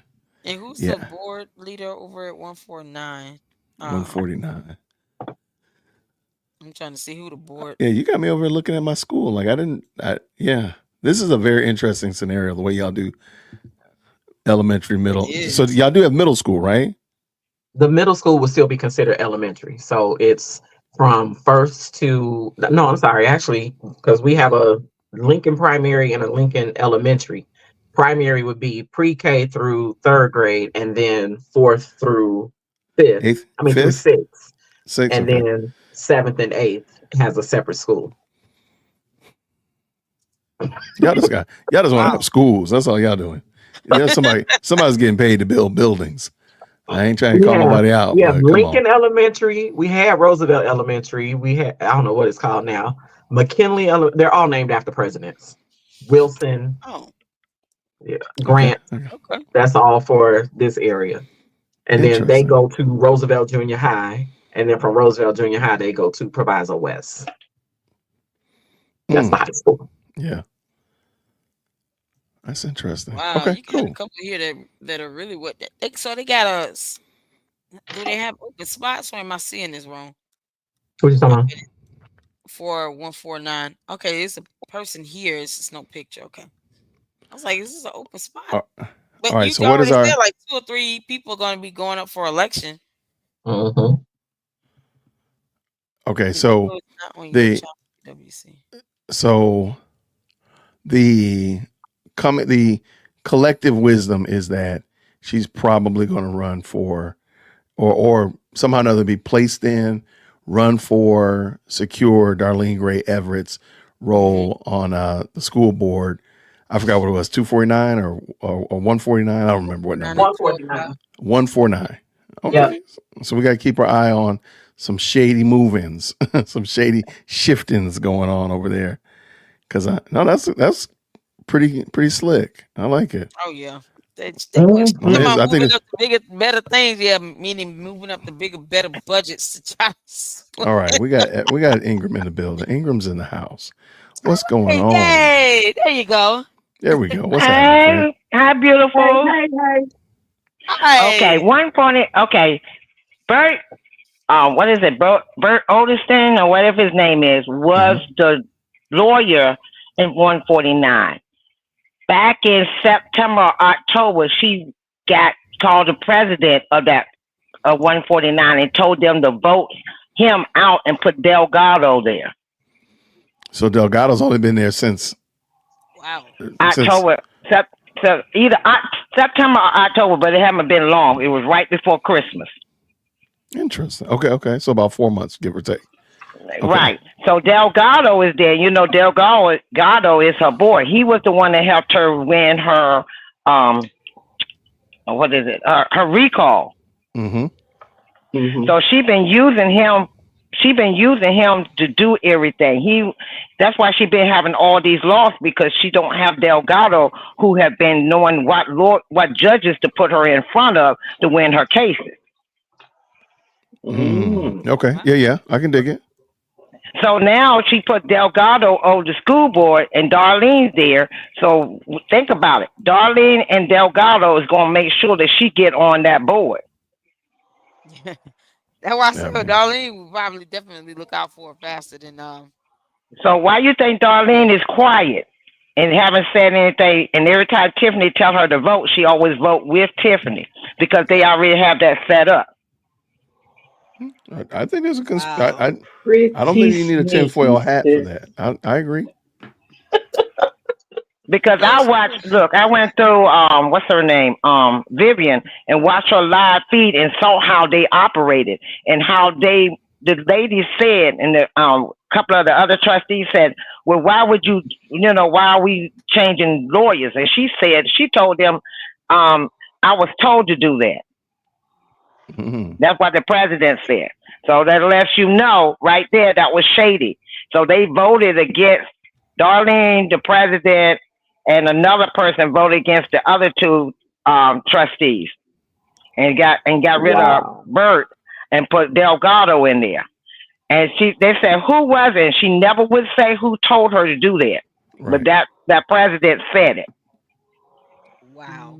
I can see that. I can totally see it. Yeah. So when you said that, when you started talking about the school board, I said it ain't gonna be that one. It's gonna be that one where Delgado is at and Darlene, because she knows she can tell that president to vote her in.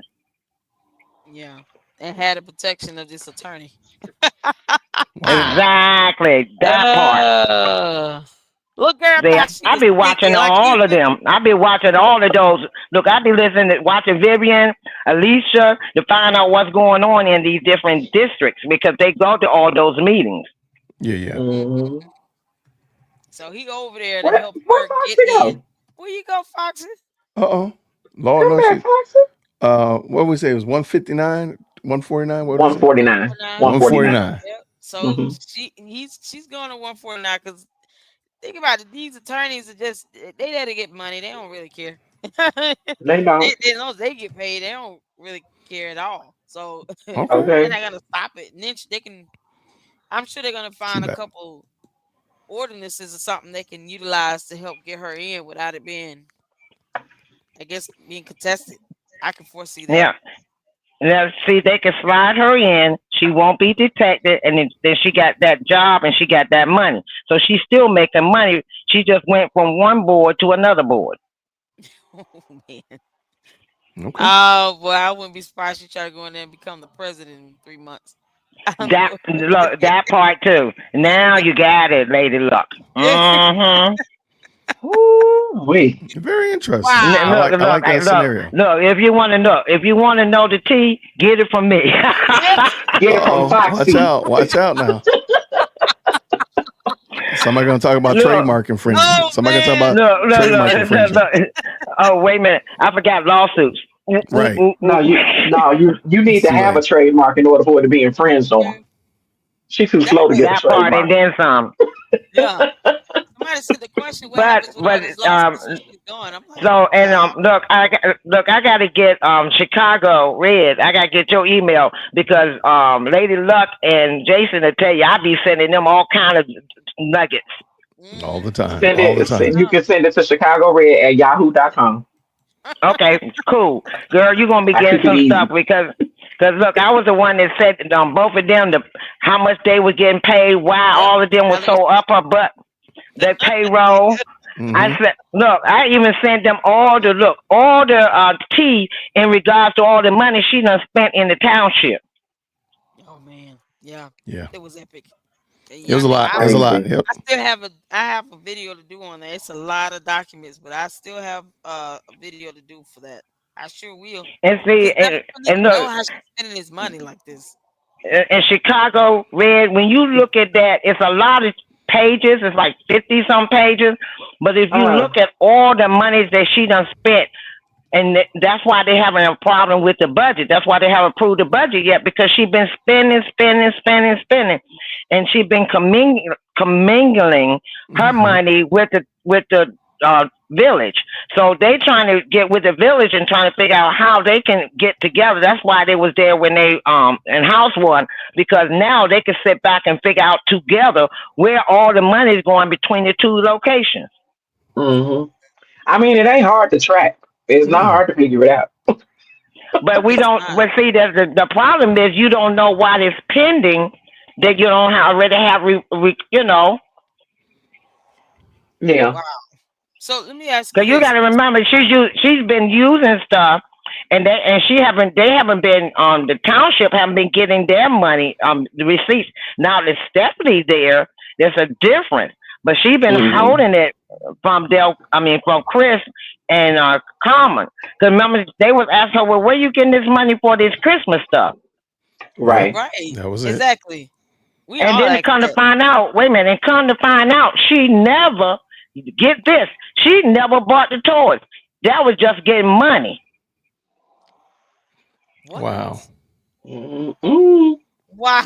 Dirty. Oh my God. Dirty. Oh man. So that's why they kept asking her, where's the toys? Did you purchase the toys or all that? And remember, she kept saying, you fighting, It just kept going off on them and talking over them. They kept asking her the question. So Chris said that she did not purchase the toys. She was trying to get the money so she can have a Christmas party and purchase some toys. And then she kept saying, see, the trustees don't want these kids to have toys, and was directing her comments to the kids. Like, these trustees don't even want you to have toys.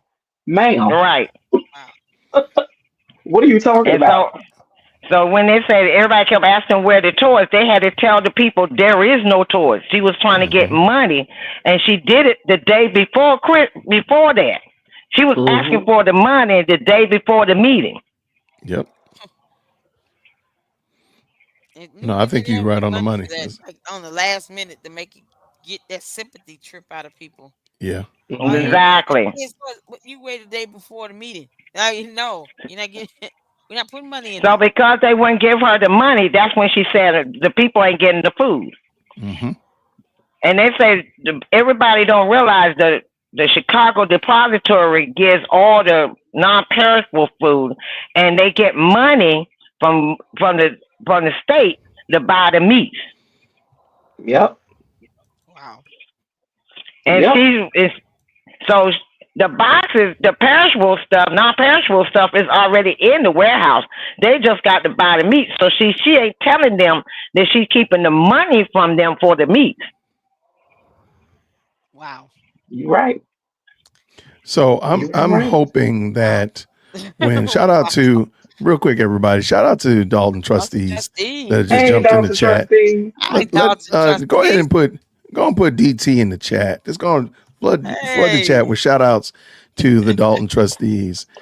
Prayerfully, they'll be able to do an audit that will, on both regards, whether it be at the township or in Dolton. Matter of fact, everybody does an audit. But hopefully there'll be an audit that will help really shed light to this, because I think though I totally can see it, I totally understand the conversation and such like that. Hopefully people will be able to say, like, hey, we do see that X amount of dollars was given to the person and Y amount of dollars was spent, but where did the extra go? Where did the difference go? Or as my dad would say, did you give me my change? So did they get their change back and such like that? Hopefully they will be able to, and hopefully soon we'll hear from Dolton trustees. If I drop the link in the chat, you jump on it too. But hopefully that will help out soon, because I think that's what needs to happen. All of this seems to be, there's a lot of money just being spent, a lot of money flowing to and fro, hither and thither, but nobody knows where it's going. and nobody knows who has it. Like, what pocket is it in? Well, see, the now? problem right now, the problem is right now, Dolton has to, they got to finish finding out where their budget lay and how Absolutely. much their spending coming in if they haven't already done it. Township is having a problem because they're just getting started with Stephanie coming aboard to get the information that they need to try to get their budget under control. Mm-hmm. I can totally see it. I can agree. And see, she's already trying to spend, and see, you got to think about it. She fought Carmen and Chris the whole way, so we don't know what she has already purchased or what she has already spent money on that they haven't got a hold of us as far as knowing what's coming. They're still pending. Lawsuits for one. And then when you lawsuits, you're gonna right. God, that's gonna cost taxpayers a lot of money for no reason. Oh, well, my thing is, I want to find out from the trustees and both areas trustees, if she no longer in the position, if their lawyers are capable of removing them from those lawsuits, if they go as far as till election time, when she no longer have either position. Once she no longer have either position, they are no longer responsible for her bills. Right. That's fair. That's a good question. That should be the case. Well, right. And then I don't know that emphatically, so I'm with you. I know in Dolton. Well, I know in number 2, I think it's the 27th or the 28th of this month. Her bond is ended. So once her bond is ending, if any lawsuits is pending after her bond is ending, they have no. If I'm correct, they have no obligation to pay her bills. Okay. So once her bond terminates, okay. And she probably won't be able to find it. She won't be able to find it. And once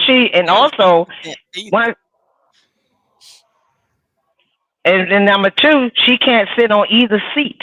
Even if she had won this election and then she paid the bond, paid for her bond, she wouldn't be able to be a mayor. That's what I was wondering. So I'm glad you brought that up. Okay.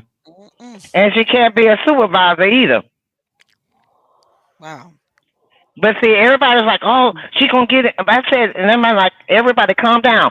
If she don't pay for her bond to continue on the 27th or the 28th when it ends, she can't sit in either position." I have to worry about that now. Okay. I'm just worried about going to the school board and squandering funds over there trying to throw parties and get all this. See, that's what she need. That's what she's trying to do.